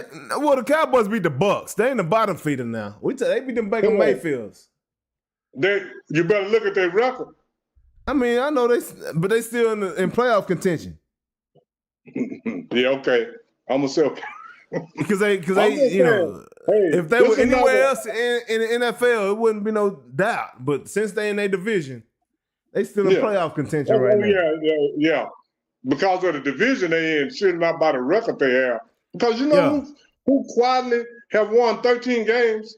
Who? Minnesota Vikings. Absolutely. I've been talking about it, huh? Them boys, Detroit might not win. They got doggone division. We've been picking Minnesota every week, but now I look around, they got 13 victories. I said, what? Boys got 13 wins. Yeah. Yeah, man. Hey, I got to go back and watch that. That Phoenix, man. I got to go back and watch that Atlanta game. I didn't even watch it. I know he got his first start, and they scored some points. I got to go watch that game. I'm going to go back and watch it today, as a matter of fact. Yeah, I got to go back and watch it, too. Yeah, I got to check that out. Matter of fact, let me give you a review of that. I'm going to do it right now, but we're going to talk about these other ones while I'm also watching this Phoenix game. So, the Cowboys, first of all, before we go to the defense, they coming around that 4-3 defense. As I mentioned, just like Oregon in week 2, just like Notre Dame in week 2, just like our defense early in the season, we had a new coach. They wasn't figuring out the language, but now we got tape. They've seen themselves playing this defense. They've been able to review things, correct things, and the defense, even though it's for nothing, the defense is looking like they are playing much better. And I'm telling you what I think about this Mike McCarthy and Mike Zimmer concoction right here. I like what I'm seeing. Also, Dak is not playing. As I say, I call it BC and AD. 2024 BC. The Cowboys were 3-4, and 3-6. They were 3-6 BC. 2024 BC and 2024 AD. These Cowboys are 4-3. So the BC is before Cooper, and the AD stand for after that. You know what I'm saying? So we got more wins in 7 games in these last 7 games than we had when Dak was playing in the first 9, is what I'm trying to tell you, right? I don't know how these Cowboys are going to look next year offensively, because if Dak is a quarterback, I don't expect him to do much ever.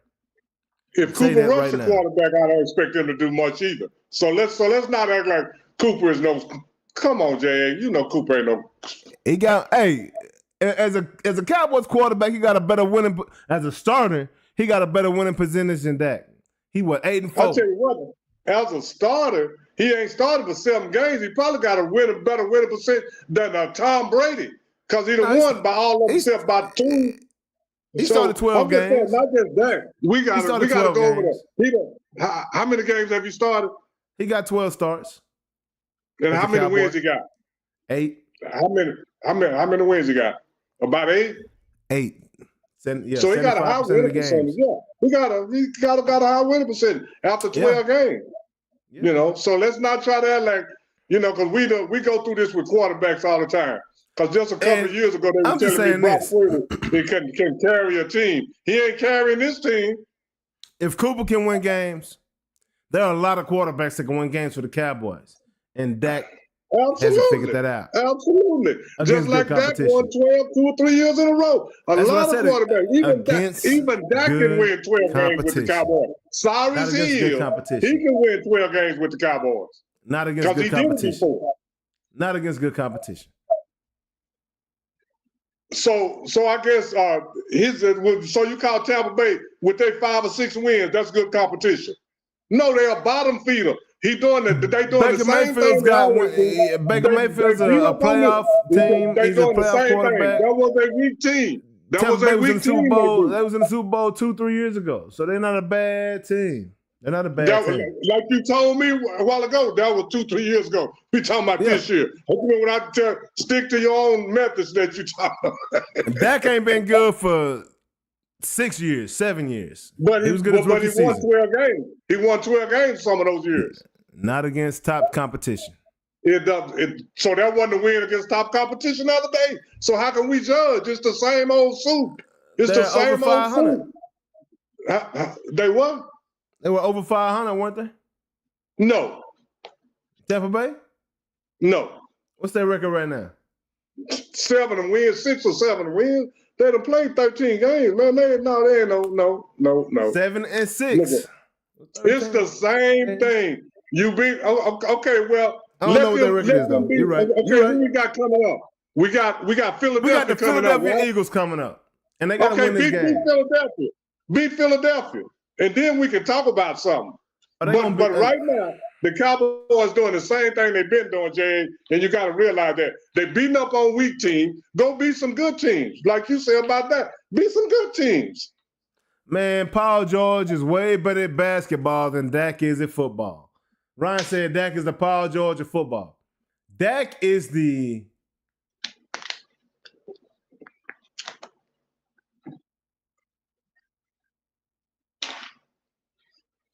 what's my boy Ball from Chicago? That's him. Big brother Ball. Renzo Ball. Ain't that his name? Lonzo. Lonzo Ball of the NFL. But I think Lonzo, before he got hurt, he had more talent than Dak ever had. But he's Lonzo Ball of the NFL. Not really on the championship team, not really worried about him. He's not going to lead the team to no championship. Not really thinking, but he can sell.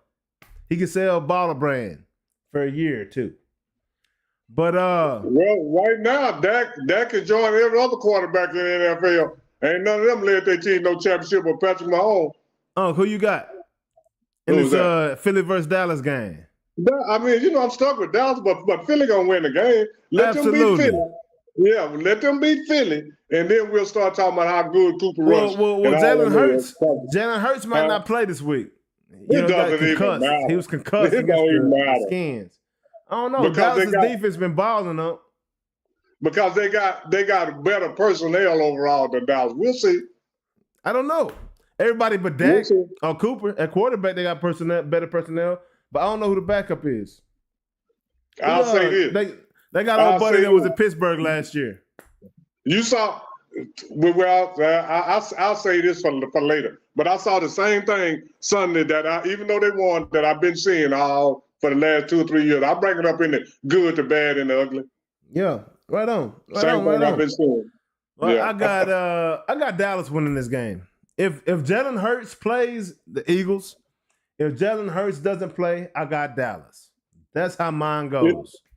I'm gonna say it like this: If Jalen Hurts and Saquon don't play, Dallas will probably win. But if either one of them play, Dallas, I don't even think they. Saquon I'm just saying, because the offense, Philadelphia got a pretty solid defense. That's all I'm saying. Philadelphia got a pretty solid defense. Yeah, they do. I think Dallas' defense is better though. But I'm gonna keep this thing pushing. So NFL topics, I was gonna talk about week 16 with the Ravens. That's what my initial plan was. But then they played week 17 too. But shout out Mark Andrews for scoring his first, and the Ravens won that game against the Steelers as well. But shout out Mark Andrews for scoring his first career touchdown against the Steelers, which is a crazy stat. That's insane. They're in the division. They played against him twice a year as long as he's been in the league. And he's got his first touchdown against him this weekend. So that's awesome. But other than that, the Ravens went out and dominated the Houston Texans yesterday, 34-17. It was an ugly game by the Texans. Lamar just about sealed the MVP. Man, I mean, he got 3 touchdowns yesterday. Set the QB rushing record with 6,110 rushing yards, which is awesome. And I mean, Lamar's having a great season. This is probably his best year because he's gonna end up the way it's looking. He'll end up with 50 total touchdowns, and that's a benchmark. When you can get 50 total touchdowns, the only player that have done that lately is Josh Allen. Yeah. So I think did Joe Burrow do it? He didn't score 50? No, I don't think so. Well, I know Josh Allen. I don't know about Joe Burrow. Okay. Yeah. Because Josh Allen had like 36 or 7 passing and 14, 15 running, when you're. Gotcha. So in Lamar, he has his most passing yards. He has his most touchdown passes. He has his most everything. So he got another MVP season.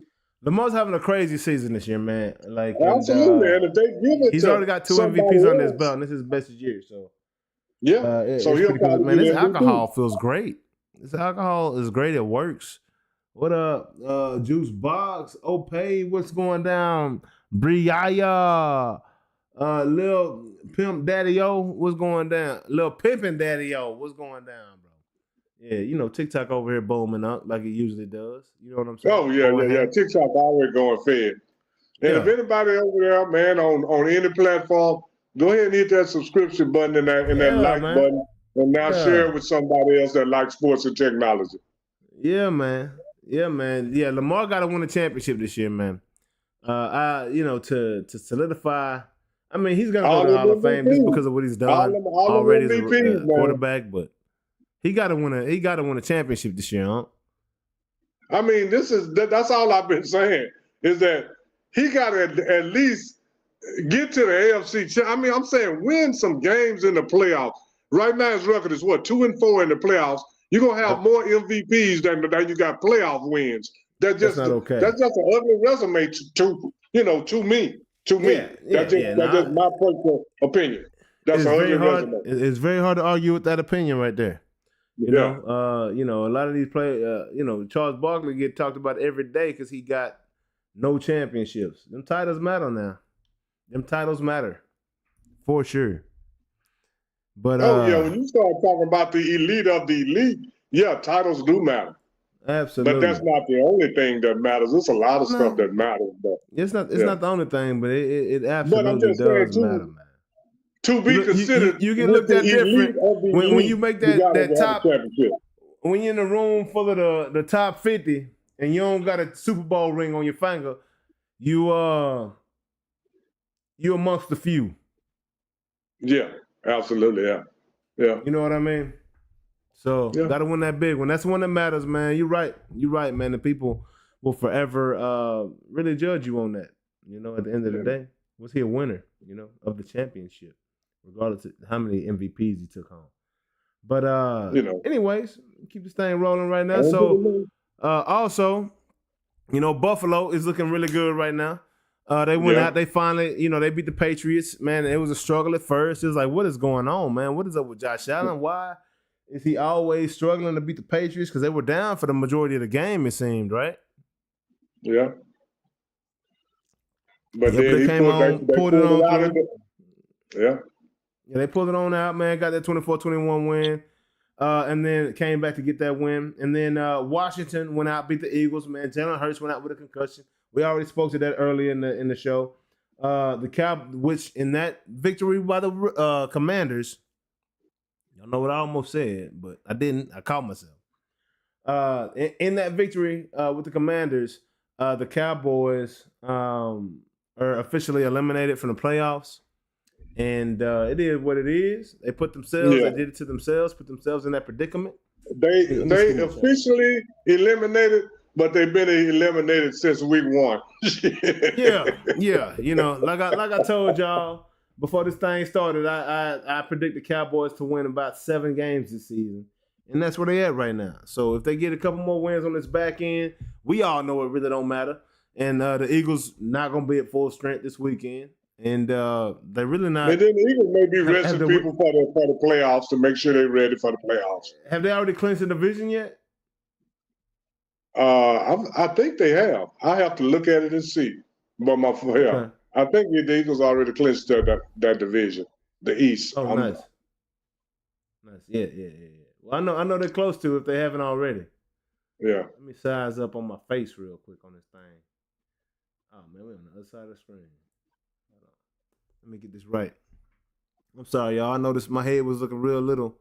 I just, the whole experience matters to me. So I gotta get this fixed right now. And I think that's about level. If not, I've been drinking this Crown, y'all. Forgive me. Oh, what? Hold on now. All right, hold up. We almost done with it. Yeah. And I'm gonna have to get Trip and Ryan on there because I got to take them to school, and I need them to come with some real information instead of all that cliche stuff. Come with some real information. They coming at you. I just want you to know. No, but they're coming with stuff they heard on TV. Unc know what he talking about. Yeah. So you know the real. They know the fake. Because when you win in high school, I guess they were playing against plumbers in high school, college, and the pro because he won everywhere he went. Josh Allen will never win one. I'm calling it now, man. Hey, it's hard to argue with that. He ain't won one yet, so. I'm gonna say like this: Josh Allen probably needs some better teammates too before he win one. Yeah, I mean, that helps. That helps too, huh? That is the key because when Patrick Mahomes won, then he didn't win the next year. They start talking, he needs some linemen, he need this, he need that, and Kansas City went and got what he needed. Now they come back and win a couple more. His linemen weren't hurt now. His linemen were hurt. No, they were not. Had 3 One or guys two down. of them left, and then they traded one. Something happened, but they went out and got some new linemen. They went and got some new teammates, and then they came back and they done won 2 in a row. But when he didn't win, they said he needed better teammates. Yeah, you're right. Teammates matter, and that's a fact. Teammates matter just as much as you do.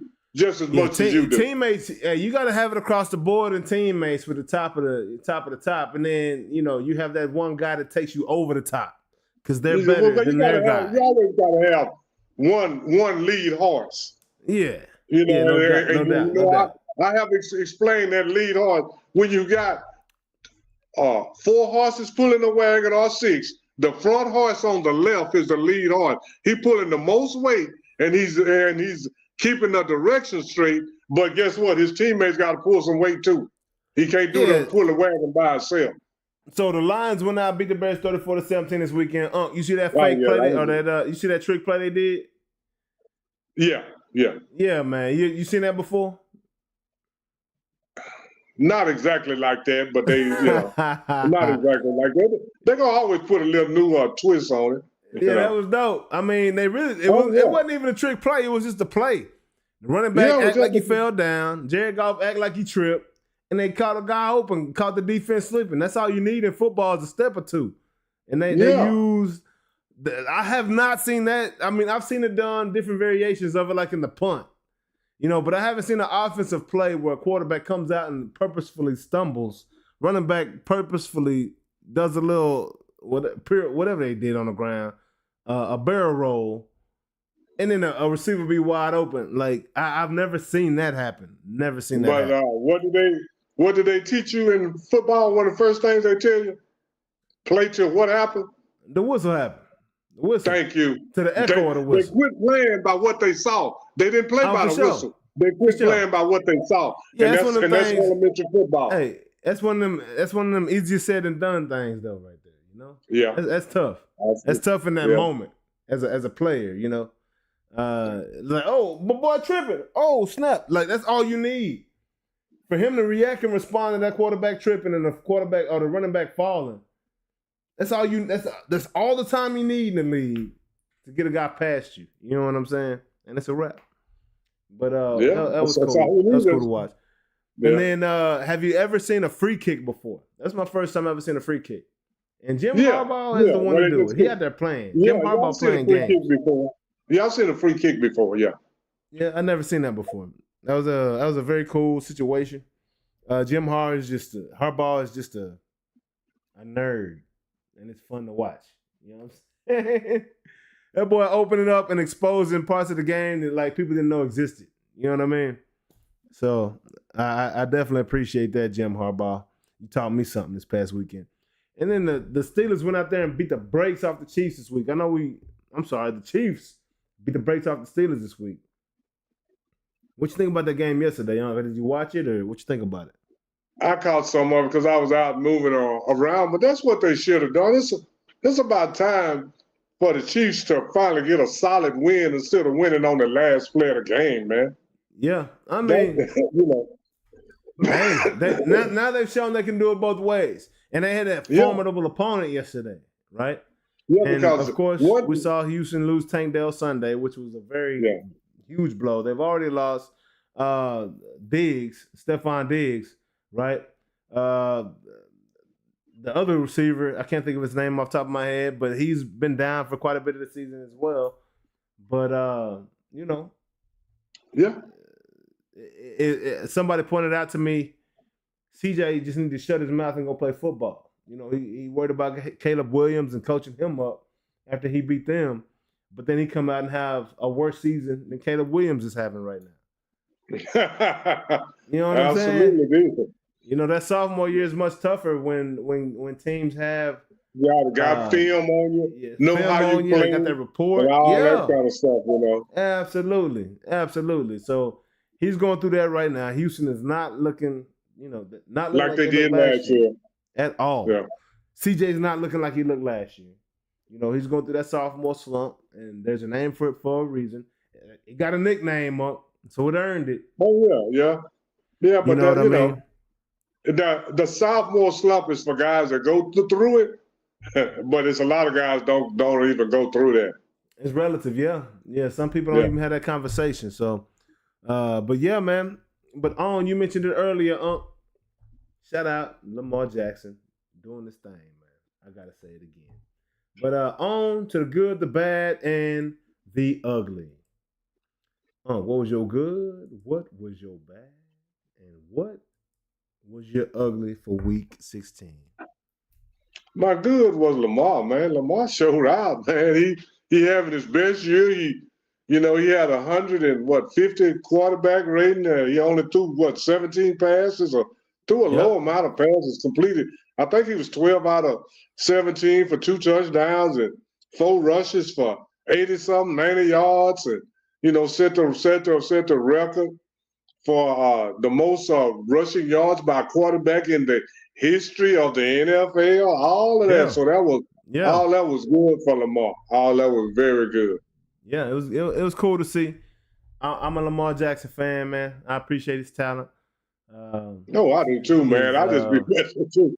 But like I said, but for real, he got to win some playoff games. He just do. I mean, to even for his own resume and probably for his own peace of mind, man, as an athlete, if I keep going to the playoff and keep losing in the first, man, I'm going to be a little sick of that, me personally, For sure. And then, absolutely. And then my bad,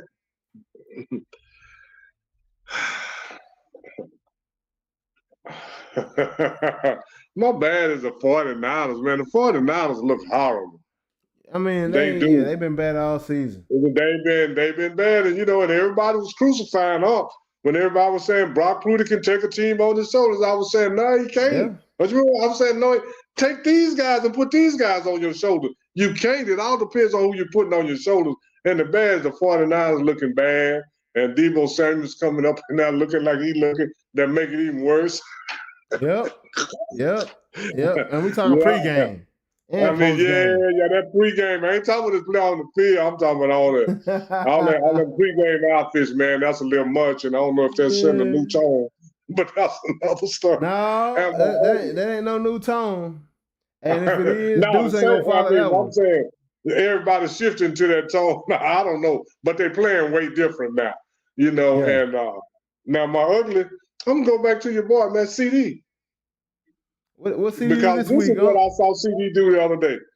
Yeah. The passes he caught, you know, a couple. You saw two passes hitting right in the hands the other day. You saw that too, did you, Jay? You saw the pass hitting right in the hand. And the ugly part was when he caught the long pass, he went back to the sideline. He was fine. But then when he dropped the pass, he went and got his shoulder rubbed on. I'm saying, it didn't hurt a while ago when you caught the pass. So you got your shoulder rubbed on. You know, you got to go get the shoulder massage. Come on, man, that's ugly. Stop making excuses. You ain't catching all the balls he caught. He didn't get his shoulder rubbed. The ones he dropped, he wouldn't get his shoulder rubbed. That's ugly to me, CD. That's just ugly, CD, man. quit it. Stop it, CD. Stop it, CD. And catch the balls that hit your hand. You said they talking about you a number one receiver. You're the best receiver in the league. I don't see the other guys all the balls hitting in their hand, the song, whatever the reason.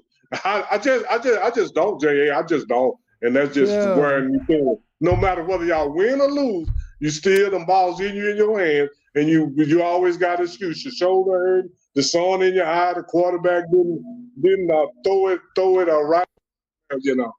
Yeah. So this week, my good is the Cowboys and Cooper Rush. Do your thing, Cooper. Keep getting them dubs. Yeah, I don't care who you're playing against. Keep doing your thing. My band for this week, man, Tank Dell, that injury was horrible. Oh, my gosh. I hate it for you, big brother. I'm praying for you, big dog. And my ugly, got to be the Houston Texans, because anytime I get to pick on Houston, it's a great time. So y'all down right now, so I'm going to kick you while you're down, because we Dallas on this north side. You know what I'm saying? Houston, I'm going to kick you while you're down. And y'all the ugly this week, just because of that fact, y'all got to get a win. That's all I'm trying to tell you. That's all I'm trying to tell you. But now it's time for Ring the Bell. But y'all, this time, I got to get it set up because Unc ain't in the building. So give me a second real quick. Hopefully, it ain't going to take me long. It ain't going to take me long at all. Y'all just going to see how cold your boy is with this whole thing right now at this point in time, you know, in life. So, you know, we live and we learn. And right now it's Unc time to shine. And we're going to go and give it to him. And I'm going to keep talking until Unc on the screen right here by himself right here. So I'm gonna do that right now. Okay, let me know when I'm up there. Yeah, I'm gonna let you know what's good. I'm gonna do that right there. Yeah. Hold on now. And don't start yet now. No, I ain't gonna. I'm finna tell Trip and Ryan. I'm finna talk about another plumber on a dog catcher. The guy with dog catchers is a plumber. So I'm finna talk about another.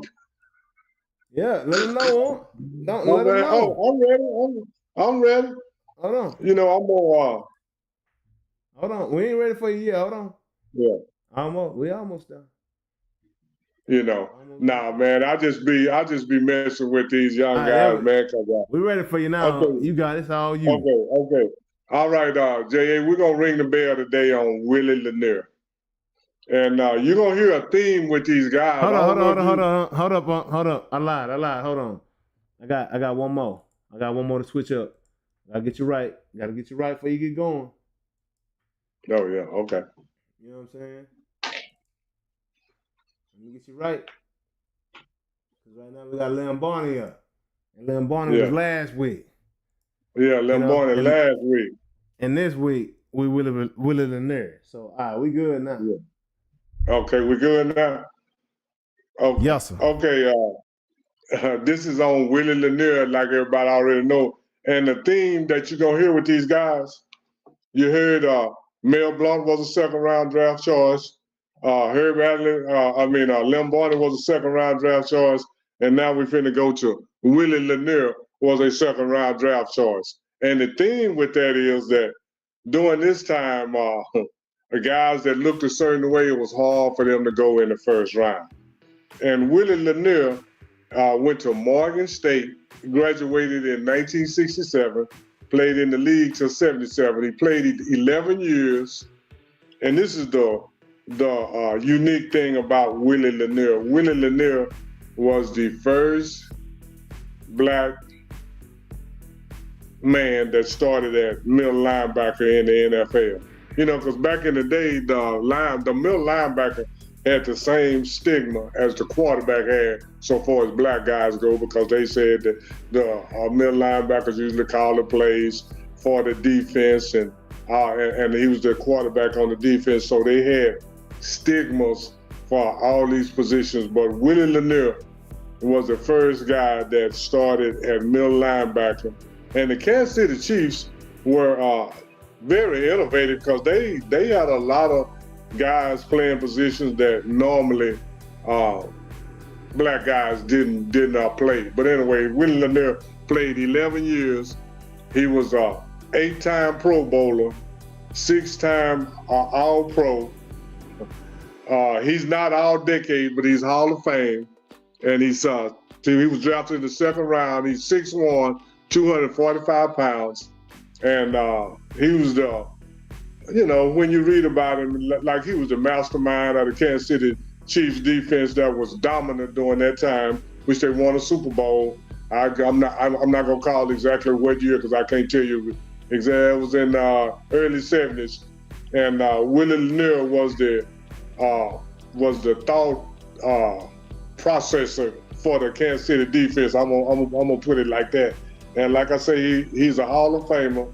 And this is one of the unique things about Willie Lanier. Now, from the middle linebacker spot, he had 29 interceptions and two touchdowns for the middle linebacker spot. And like I said, Willie Lanier was the first black guy, and he was a go-getter, man. He was tough. And this is just my personal opinion. If Willie Lanier would have looked different by him being the first black guy that started at middle linebacker in the NFL, I believe, this is just my opinion, because of all the Pro Bowls and all pros that he made, that if he looked different, he would be All-Decade. But for his middle linebackers, they have like Dick Buckus, and actually they have Dick Buckus for the 60s and the 70s, and I'm not sure that Dick Buckus was that good that whole time. But this ain't about Dick Buckus. This is about Willie Lanier. And like I say, Lamar, the owner of the Kansas City Chiefs, and Hank Stram, the coach, like I say, they were innovative, and they started Willie Lanier at middle linebacker, and they got a lot of flack for it, but they did it anyway. And like I say, I think if he would have been different, after being an 8-time Pro Bowler, 6-time All-Pro, and he played 11 years. His last 10 years in the league, he missed one game from the middle linebacker spot. So he was very doable. He's about, he's really roughly about the same size as Ray Lewis, maybe a little bit, 6'1", 245. I don't know exactly what Ray Lewis is, but he's something like that. And they said he might have been a little short for a middle linebacker, but after he did all the things he did, and like I say, he was a typical hard-nosed, tough guy back in the days, and you didn't want to run on Kansas City, because if you did, you was gonna have to face Willie Lanier, and he was that dude. And like I say, he's the first black guy that started at middle linebacker, and I'm gonna shed some light on some of that other stuff too, about different positions where the first black guy played at. So how you feel about him? How you feel about Willie Lanier not making the first All-Decade team? Like, what are your thoughts on that? He should be All-Decade, because Dick Buckus is All-Decade in 2 decades.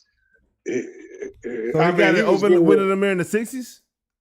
In the 70s. In the 60s, Willie Lanier came in 67, and so he would have been probably more suited for the All-Decade of the 70s. But then they had Jack Lambert and Dick Buckus. They should have had Willie Lanier and Jack Lambert rather than Dick Buckus all over again, because he had already made the All-Decade in the 60s. But man, Willie Lanier was that dude, man. Yeah, and, sound like it. I've heard a lot about Willie Lanier over the years. Oh yeah. Like I said, if he would have, Kansas City was, like I say, they were very innovative, or whatever you want to call them at that time, because people wasn't drafting middle linebackers. Well, they wasn't drafting black guys as linebackers pretty much at all in the 60s. And after he started in 1967, it took him, he got drafted in 67, I think by the 4th game he started. and then for the rest of his career, he only missed one game. So he was durable. What was that like? You know what I'm saying? Back then, as Willie Lanier, they wasn't just treating us like they should have been. Oh, it was everything was rough on those guys, man. And you talk about pressure because the pressure is to go on the field and act like nothing's wrong and play with your white teammates, and then after the game, when they go out for a team meal in 1967, the black players couldn't even eat in the same restaurant with the white players. They might have ate at the team facilities together, but in restaurants they couldn't eat at the same restaurants or sleep in the same hotels. But they had to go out and play like everything was hunky-dory, and they went out and did it anyway. And that was way more pressure than somebody calling you Russell Westbrook or getting on social media saying something. And that's why us old grumpy guys say that these guys are soft physically and mentally, because they can't take nothing, man. And if they have to go through, do the older guys not respect these young guys as much? Like, because they realize, hey, man, these guys, they running off emotion like, the opposite sex. No, they don't. No. We're built off logic, right? The real reason us older guys don't respect us younger guys, because they don't respect us. Oh, okay. Yeah, it got they don't respect is earned, not given. And they don't understand all the things that Willie Lanier had to go through for Ray Lewis to be able to do all that, to get the dogs out and dance. And we understood that. We understood. My generation understood that. We understood and respected what came before us, laid down this path. But now it's like a gap. Yeah. And there's not an appreciation. And like I tell all the time, like it should be expected. Like life was just never hard for the generations before you. Life was so much different to get the same results. You had to do way different things to even get the same results. Yeah, that's crazy. That's crazy. Like the fact that you didn't play football and have the opportunity to go play football, it's not wild to me because I believe it and I know how the times were. But it's wild to me because I know the athlete that you are. And were. You know what I'm saying? So it's when you're in high school and your high school coach give you all too big equipment, big thing. and then you got to play in that equipment for 3 or 4 games until you prove to him that you can play, and then you get on the bus and he say, "Oh, you can go get you some new equipment." Now they got the equipment all the time, but they won't give it to you. Yeah, but and what happened? 20 something years later when you was running track as a grown man. Oh yeah. I saw my old high school track coach, and I'm 30-something years old. I ran like a 21-2. I just got off work or something, ran like a 21-2. And he says, "Oh, I didn't know you could do that." And I told him, "I know you didn't because you didn't give me the opportunity." Man, crazy. Yeah, so he forgot where his mind was at 20 years prior. Yeah, you know what I'm saying? Yeah, so it was really. Yeah, it was about he forgot where his mindset was, back then. Yeah. Oh, Trip say, why didn't they make Negro League football? Baseball is an older sport for one. I know that. Baseball is a lot easier to play. You get a stick and a ball, in an open field. Yeah. Not trying to be funny. You can get a stick and a ball in an open field and then start playing baseball. Football, you got to have equipment. You got to have a field. You got to have somewhere to play. All of that. So that's why money. Yeah, absolutely, man. Yeah, different times, man. Different times, and it's foreign to us. But it was real for Unc lived in that. Oh yeah, and he wasn't surprised by it either when it was happening. Yeah, absolutely. And I see, and I'm gonna tell you this. This is just my real opinion. Athletes are phenomenal now. But they practice all the time, man. They ought to be good. Mm-hmm. They had all day. See, and that's where they get their plumbers and stuff from, because certain athletes had to go in the off season and get a job, but then they still practice after they got off work. So, but not everybody did that. Some of them had full. And that was a few people. Because this is the whole thing. I remember when in the offseason, Mel Renfro was in the Ring of Honor. He's in the Hall of Fame. But I remember in the offseason, Mel Renfro would be at McDonald's being the manager. Yeah. You That's know, crazy. but does that mean that he can't run 4-4? Or does that mean he didn't intercept 50-some passes when he played? No, that don't mean that. That just means that he had to go work and then he had to train in his free time. Yeah, I mean, That's all that means. you guys do now, yeah. Yeah, I mean, yeah. But now, The you know, regimen guy ain't like changed. CD The make all equipment that money. has. Yeah. You know, and the equipment was different. So, you know, all I'm saying is that the human body haven't changed. Technology and training have changed, not the human body. Yeah, for sure. Absolutely. Yeah. So, And that's we're gonna ring the keep this bell. train rolling. That was a great one about Willie Lanier. the great Willie Lanier, man. That's the Kansas City Chief I was asking you about. Remember earlier in the season of the shows, I was asking you about the Chief. I was like, man, no, he wasn't that number. He was like this number. That's what I was talking about right there. Number 63. Number 63. When was the last time you saw a linebacker with the number 60? Who? When was the last time you saw a linebacker with the number 60?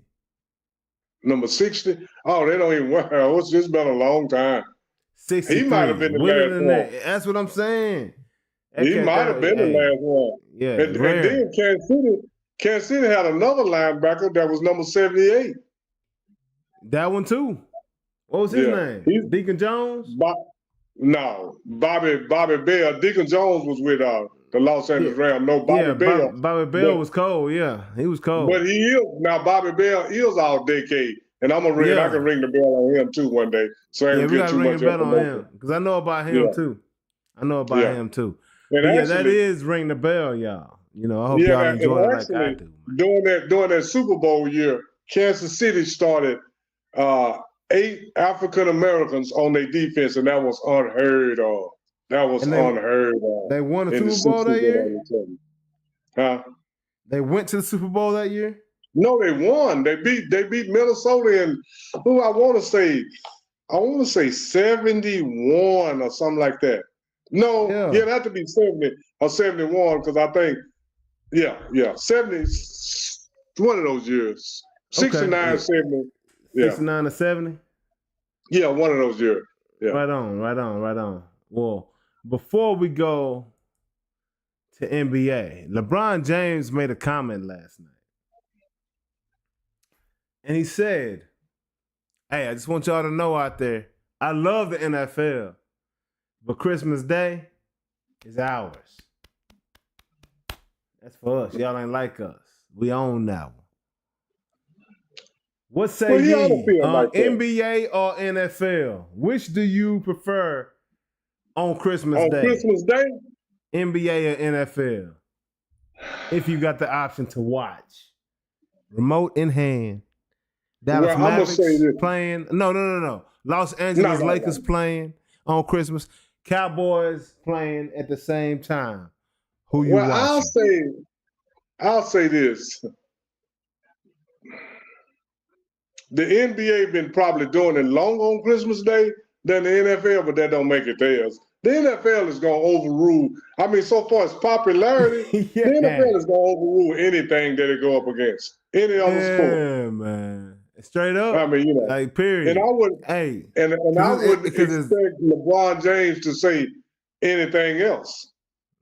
Yeah, for sure. LeBron got to say that. Basketball player. You got to, you got to stick up for your own people, man. If you don't stick up for basketball, who you gonna stick up for?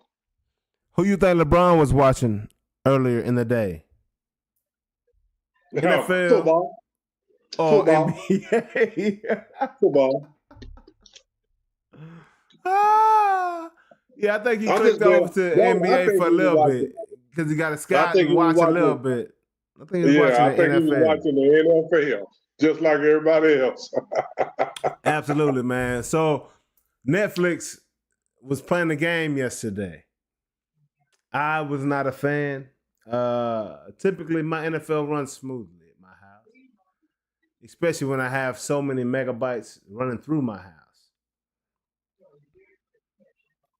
I'm not a fan on gigabytes. I'm not a fan of NFL ESPN, HBO, or Netflix. Well, You're I like it making on so much ESPN. money. Well, Netflix, it kept stopping, buffering at my house. Yeah. Like, it was tripping. Like stuff, we watched the Tyson fight on a device and didn't have a bunch of the issues. Like it wasn't stopping while we were watching the fight. We saw the fight pretty clearly. But in conversation with other people, they were saying that Netflix was dropping, stopping, pausing, and it was not a good fight to watch on Netflix because the service provider was not providing a good service to watch on television. Yeah. And we didn't see them issues because we was using smaller devices. But what do you think about Netflix having this? Christmas and basically paying the NFL enough to make it happen. Because I'm saying City's like had this, like the 3 NFL is games in getting- 11 days or something like that. The NFL is just getting too greedy, man. They want all the money. Now you got to have all the. I know people got Fire Sticks and all that, but now you got to have prescriptions to all these different pay channels to watch a game, and y'all not getting enough money already. Man, It's just greed. That's what I don't like about it. You're already greedy. Now you just too much greed for me personally. Zelaf EAC, what's going down? Say hello from Pakistan. What's good? Oh, from Pakistan. Tell me hit that subscribe and like button. That subscribe and like button, man. Much love, bro. We J.A., chilling, keep man. talking, We talking J.A. about sports and tech. Yeah, I got you, huh? Okay, keep talking. Yeah, man. So, what y'all think? What do y'all vote out here? Let me see if I can get a poll going or something. You know what I mean? Pause. You know what I'm saying? No blue poll. You know what I mean? Whatever you want to call it. You know what they say? So I'm gonna get a poll going, man. What y'all prefer over this Christmas holiday? Y'all on to the football or y'all on to the basketball? NBA.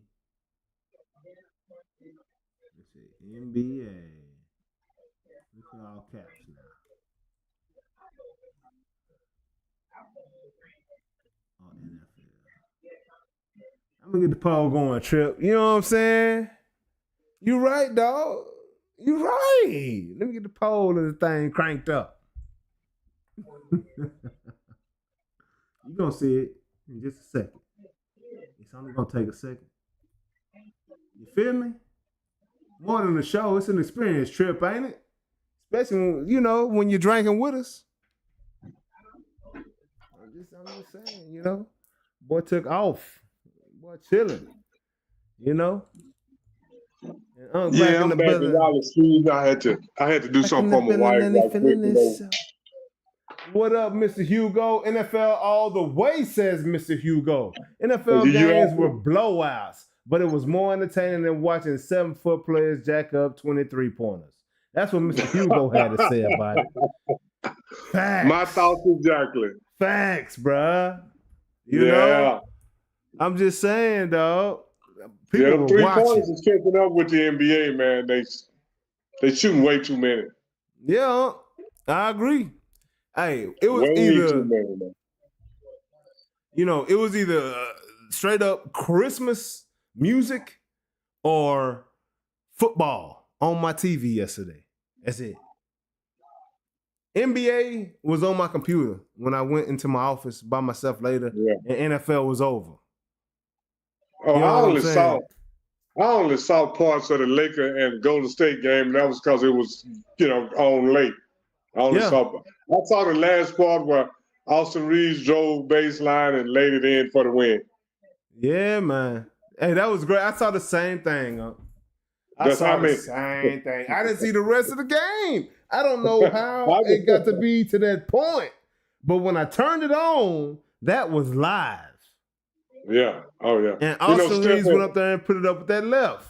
Got right past Steph Wiggins. Just hit a 3. Laid that thing up. Steph had just hit a 3 to tie it up. I didn't see that part. And going fed and all that. I didn't see that part. I turned perfectly on when Austin Reeves was getting an inbound pass. Yeah, because the score LeBron was couldn't tied get up open. 113.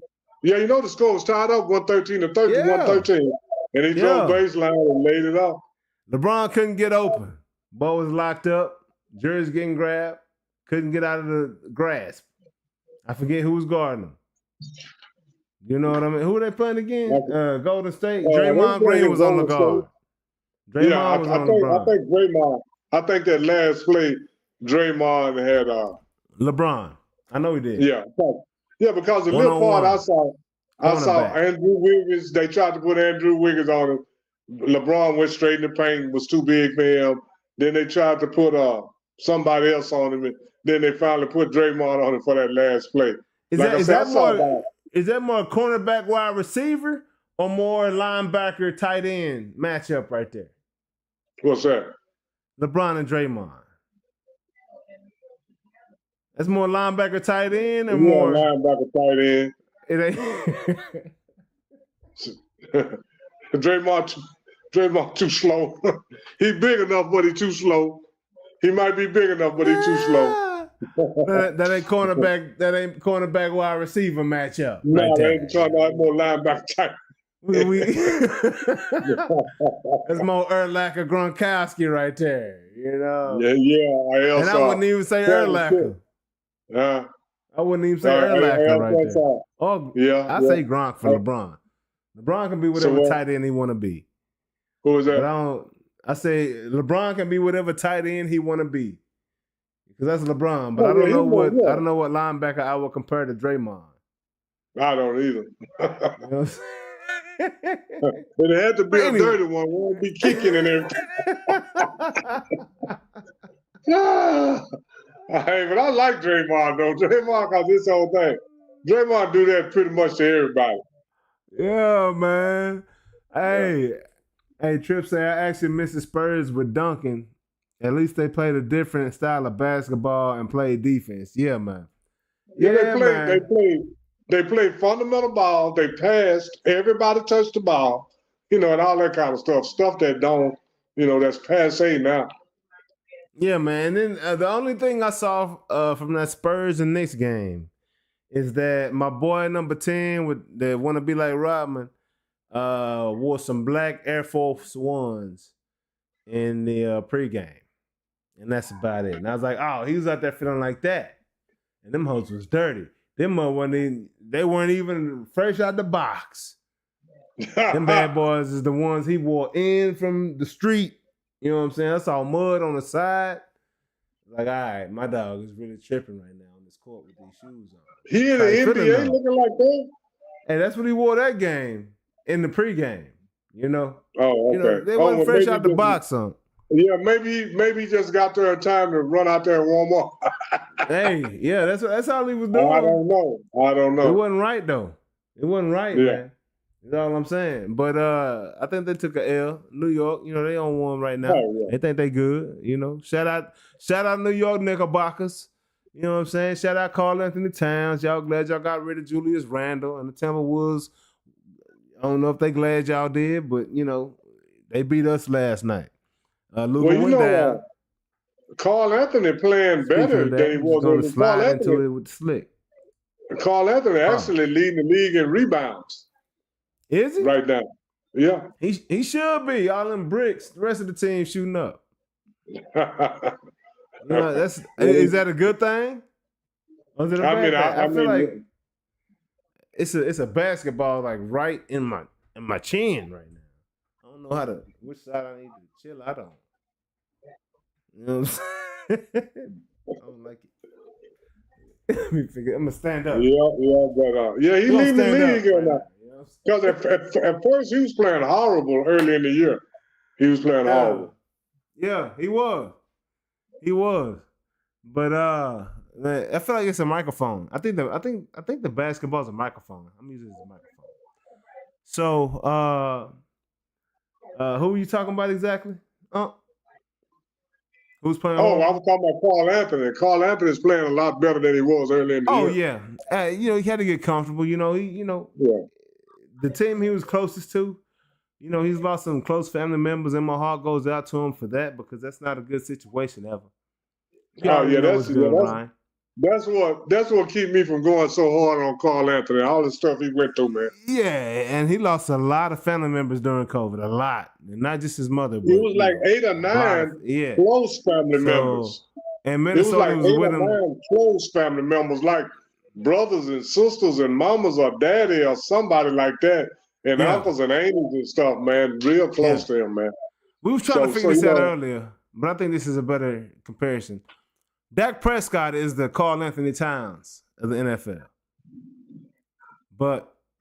Or Karl Anthony Towns is the Dak Prescott of the NBA. Yeah, that's what we was trying to figure out.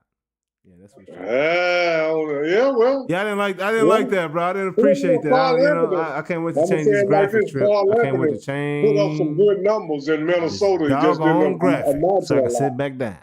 That's all I'm trying to tell you. But yeah, man, that's crazy what went on. But yeah, the Timberwolves beat us, even though he don't play for them. And we was talking about the other game, but the Knicks won that game. Yeah. And then the Timberwolves beat us. So it don't matter if Karl Anthony Towns was in New York or not. They was going to win that game yesterday. Luka went down. We were down by 28 early in the third. And I told my team, I remember sitting in the chair before I made my plate. I said, you know, Mavericks are going to make a game of this. And we was down 88-60 when I said that. And the Mavs came and tied that thing up. You know what I'm saying? Or it got really close. I don't know if it was tied up, but it got really close. But anyway, Minnesota came back and won that game. You know, ended up winning that game. But the Mavericks did what they do. Last year when Luka was out, the Mavericks went on a winning streak as well. I'm expecting the same. Kyrie's about to act an ass, and it's going to be fun to watch. I probably won't miss a Mavericks game. And I would suggest none of you out there that like watching sports and appreciate athletes being great at what they do, tune into the Mavericks because Kyrie's about to go ham until Luka comes back. Yeah. But what'd you say? What's our next subject? On to the next one. I know. Okay. I know you. Yeah, I keep it moving. I keep it moving. On to the next subject. That boy Usyk got beat up. No, he didn't. Says the judges. Him and Tyson Fury beat each other up. That's like watching the Steelers and the Browns. Second game of the year.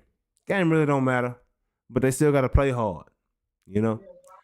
And there wasn't a knockout. But do you think Usyk beat Fury in that fight, even though Fury started out strong? Me? Yeah, you. Oh, well, yeah, you know, we was watching the fight together. Fury started out strong, but then after round 4, Usyk took control of the fight. And then it kind of went back and forth. And it wasn't a decisive win. And at the end of the fight, this is what I said. I said, I think Usyk won by 1 point. That's what I think. I mean, when you go on the point system and you go round by round, I think Usyk won. Me personally, I gave him a 1 point victory. I mean, you said it just like the judges said it, huh? First 4 rounds, Tyson had it, it seemed. Then Usyk came on. And then Usyk was, you know, and it really wasn't an aggressor. He just won the rounds. It's not like he dominated any of the rounds. Yeah, it's not like Tyson did either. Yeah, there was no domination taking place on either side. But when you come in undisputed, the only way we can take all of those belts from you is if you get knocked out. Yeah, I mean, especially when it's close. You don't get knocked out, you got to get beat up, man. You just can't. You know, you can't go it could go this way and it could go that way. But he's the champion, so I'm gonna roll with him. Nawaz Patel, what's going down, big dog? Shit, tuning in. You gonna roll with it? Yeah, you gonna roll with the champ? Got to, huh? Yeah. Because the fight is in that situation. Yeah. Yeah, man. Because Usyk is a very good boxer. Yeah. You know, and I do want to see that Usyk and Dubois rematch on a bigger stage. Dubois has gotten better since he fought Usyk. We saw him just dominate AJ, even though that wasn't the AJ that got AJ to that point again, because he stopped working with Derek. Anthony Joshua, let me tell you something right now, dog. I'm gonna just tell you straight up, bro. You might never see my show, but if you do, and you actually pull from the information I'm giving you right now, you might win again and be champion as you were on the way before you took a detour. Like a damn fool, boy. You done pissed me off right there. Yeah. But he had that little, how many fights Go back to Derek, bro. Go back to Derek, bro. How many fights do you have on the Derek? 3 or 4? Yeah, dominant. Yeah, but before that, he just reverted back to who he was, who he really is. Inconsistent, man. Yeah, he's not. man. These guys are big and they're physical specimens, but they're not tough fighters. It's some stuff on the back end of that situation. Yeah. That it's kind of, it's not forcing him. No one's holding a gun to his head telling him what to do or how to be a man. And boy, you can knock out these boys talking to you and asking you what to do with your career. Tell them you want to work with Derek, bro. And that's it. Otherwise, if you ain't doing that, you're going to get knocked out again. In there looking like Baby Huey. Success is, I don't understand how people want to leave a spot where they had, you already tried this. Then you go somewhere where you were very successful. Now you want to go back and try it again, what you did before when you wasn't as successful. That don't make sense to me. That just don't, to me. Comparing Anthony Joshua to Baby Huey don't make sense to me, but it does at the same time. Yeah, absolutely. Yeah. So, Anthony Joshua, don't let nobody compare you to Baby Huey, dog. Go back to your training, you know that works. Period. That's all I got to say about that. But Usyk beat Fury this weekend. The fight wasn't entertaining, but it was. They were fighting the whole time, kinda. Usyk really couldn't reach him that many times, but when he did, he hit him. Tyson wasn't really punching that much, but when he did, he hit him a few times. They did more than posture. They did at least try to fight some of the fight. Still all that posturing, Yeah. Usyk just looked way more athletic. At the end of the day, we talking about a big dude that's athletic enough versus a big dude that's athletic. And Usyk looked more athletic than Fury at the end of the day. Yeah, and then Fury looked actually like Usyk wore him down. Yeah. Or he got, or he wore himself down. Got tired. Either way. And like you say, he got wore down. That extra little midsection he be wearing that he ain't wore off, whether it's him eating like that and doing that purposefully or he just ain't really working that hard. I think he ain't working that hard. It didn't work. No. You know what I'm saying? But I ain't never seen it ripped up Tyson Fury. What would that be like? I'm sure that would have to take Victor Conte and go get Tyson Fury ripped up. Go get Tyson Fury on some snack. If Tyson Fury gets on snack, he might be able to beat Usyk. That's all I gotta say about that.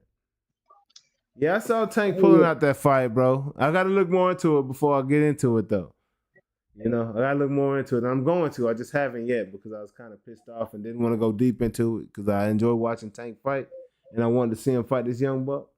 But we're gonna see what's good with that. But moving on. On to the next one. On to the next. So you know what it is. It's time for Trip favorite time of the show. IMO. In my opinion. What you got for the people for IMO? I got one for you, Jay, but I ain't gonna give it to you today. You want to be in the building when you give it to me. That's crazy. This is in my opinion, boxing is far from what it used to be. Yeah. Because so many fighters in different weight classes is trying to use the Money Mayweather formula. Yeah. And first off, to use the Money Mayweather formula, Who you gotta the have? best thing to do is be Money Mayweather. Hey. But y'all trying to use the formula of defense and counterpunching, but you're not good defensively and you're not a good counterpuncher. So it just makes boxing into a square dance. You're going around dancing in a square.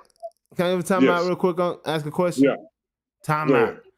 In order to be a good counter puncher, you have to be a good puncher first, right? Yeah, absolutely.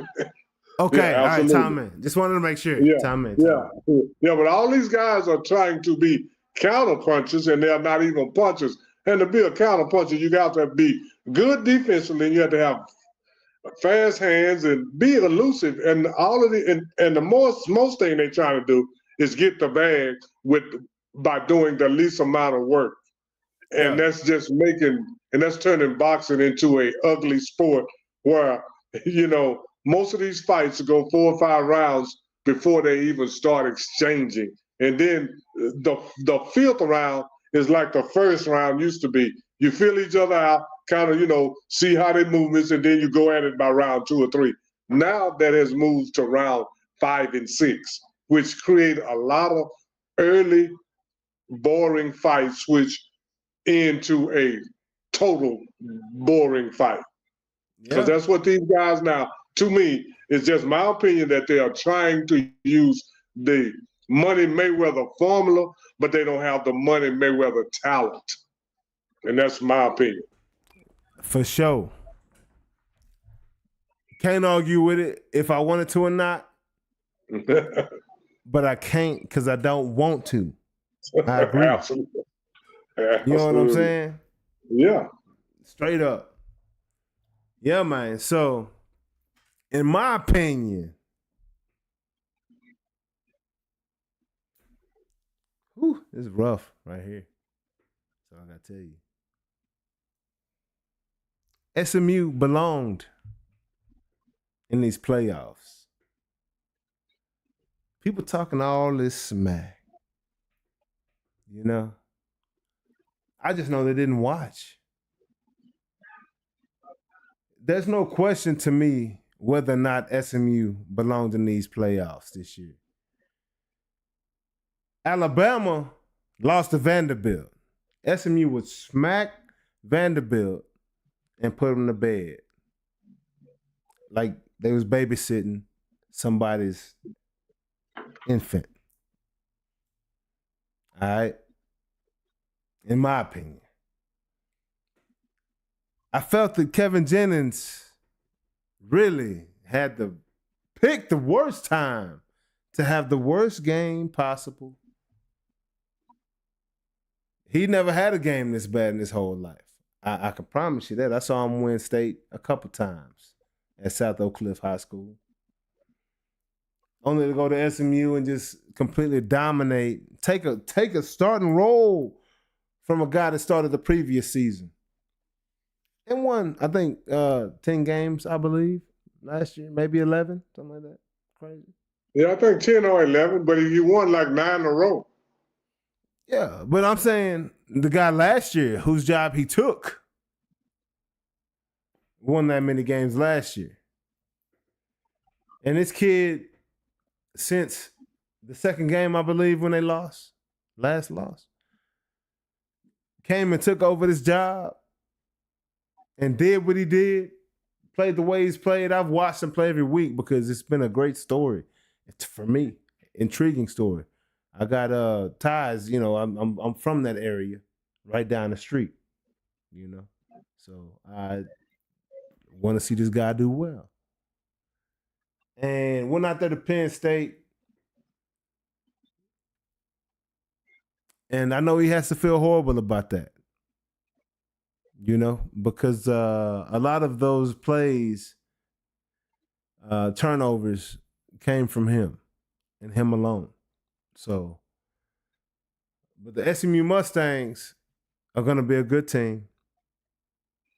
And in my opinion, Kevin Jennings will still be up for that Heisman in 2025. All I got to say about that. But anyways, just think about that. I totally agree. I totally agree with everything you said. I mean, even if I didn't agree, I couldn't say nothing. But I still totally agree. SMU gonna be all right. And I'm gonna tell you this here: what Jennings need, he needs some better. He need more teammates. He need more teammates. That's on his level. Hey, blocking for him for sure. That'll help. Yeah. That'll help. Yeah, that'll help a lot for sure. And Dallas got that bread.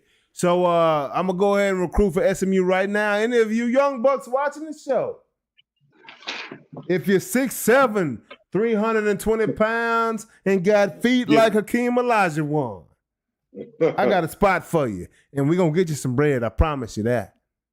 I'll let your boy. SMU, I got you. Unless my boys of Colorado call me first. Unless, you know what I'm saying? There might be a bidding war between them and Florida State. But anyway, yeah, you right. Feeling good around here right now, you know?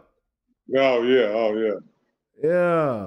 But we're gonna get on up out of there. And you know, like we said, that's the last topic of the day. That's the last topic of the day. Yeah, man. Appreciate y'all tuning in for this Rest in Heaven, Rickey Henderson / Yeah. Christmas, man. Yeah. Happy New Year's, man. Edition of Noonish Sports and Tech, huh? What you got to say, huh? Oh, man, just like you said, man, R.I.P. to Rickey Henderson, man. Rest in peace. And I knew that Rickey was not that old. I mean, far as old, real old go, I know a lot of the young. Oh, he was 65, but that's not that old. No, it's not. And I had, man, I know Rickey played a long time, but 25 years, man. Yeah. And like I say, Rickey Henderson was one of the kings of talking about Rickey Henderson as though he was someone else in the third person. Yes, sir. Hey, Rickey Henderson ain't playing by Rickey Henderson. Some of that's generational, because, you know, I'm talking about himself in third person all the time. Yeah, for sure. For sure, man. And I think some of that's generational, because, you know, me and Rickey in that same little group, that same little clique. Yeah, man. Hey, Rickey Henderson was that dude, man. Hey, won't see another like him for a long time. I know Sterling Marte over 1,000 stolen bags away from him right now, so we ain't gonna see another one like that. This is the whole thing about Rickey Henderson, and this is one thing that I liked about Rickey Henderson. If you ever wanted to know how good Rickey Henderson was, ask him. He'll tell you. Oh, he'll let you know right now. He'll let you know, yeah. He'll let you know in the third person. Yeah, that Rickey Henderson dude, he's the best guy. and Rickey was on that. Rickey was on that, man. So man. Shout out Rickey Henderson, man. Wish you the best, man. And like I say, 2024, man, we have really lost some great ones in 2024. Man, and Rickey is up there with all the other greats that we done lost. You know, Jerry West, you know, Bill Russell, a lot of great ones. So we're gonna put him up there with them. That's a fact. Huh? Yeah. Yes, sir. Right on. Well, hey, y'all, we'll see y'all, you know, for a watch party this weekend. You know, the big bowl games don't take place until next weekend. But we got Philly and them Cowboys coming at you. Hey, but you got Colorado on the 28th. Yeah, we got Colorado coming up on Saturday for sure. Yeah, we're just going to watch party for that one. Yeah, we're going to might be a watch party for that one. Yeah, we're going to catch that Colorado on that Alamo Bowl game, man. Looking forward to it. You know who we going for. Go Skull Buffs. Let's get it. Yes, sir. Shout out Travis Hunter, the Heisman Trophy winner of the year. Yeah, man. It's going down like that. And, hey, everybody else talking about that other mess that ain't got nothing to do with football in regards to Travis Hunter. Man, get out the man business, man. Yeah, let that man, because this is the whole thing. This is the whole thing that I got to say about this. Every young man going to bump his head. So because telling him it's a brick wall right there, he don't believe you. He got to bump his own head. And then just because we think he going to bump his head, that don't mean that he is. Exactly. So let that man live his Exactly. life. And, Let that man you just, live, bro. Yeah, talk about his football, but then this is the whole thing.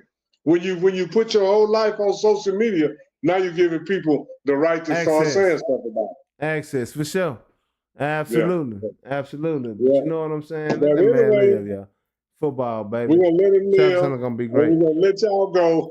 Yeah, and we'll see y'all next and I'll week, see next you in a day or Wednesday. two, Hey, sometime around Noonish, we're gonna see you next Wednesday for sure. But look out for the watch parties, man. If you haven't already, hit that like, subscribe, that notification bell, you know what I'm saying? All that good stuff.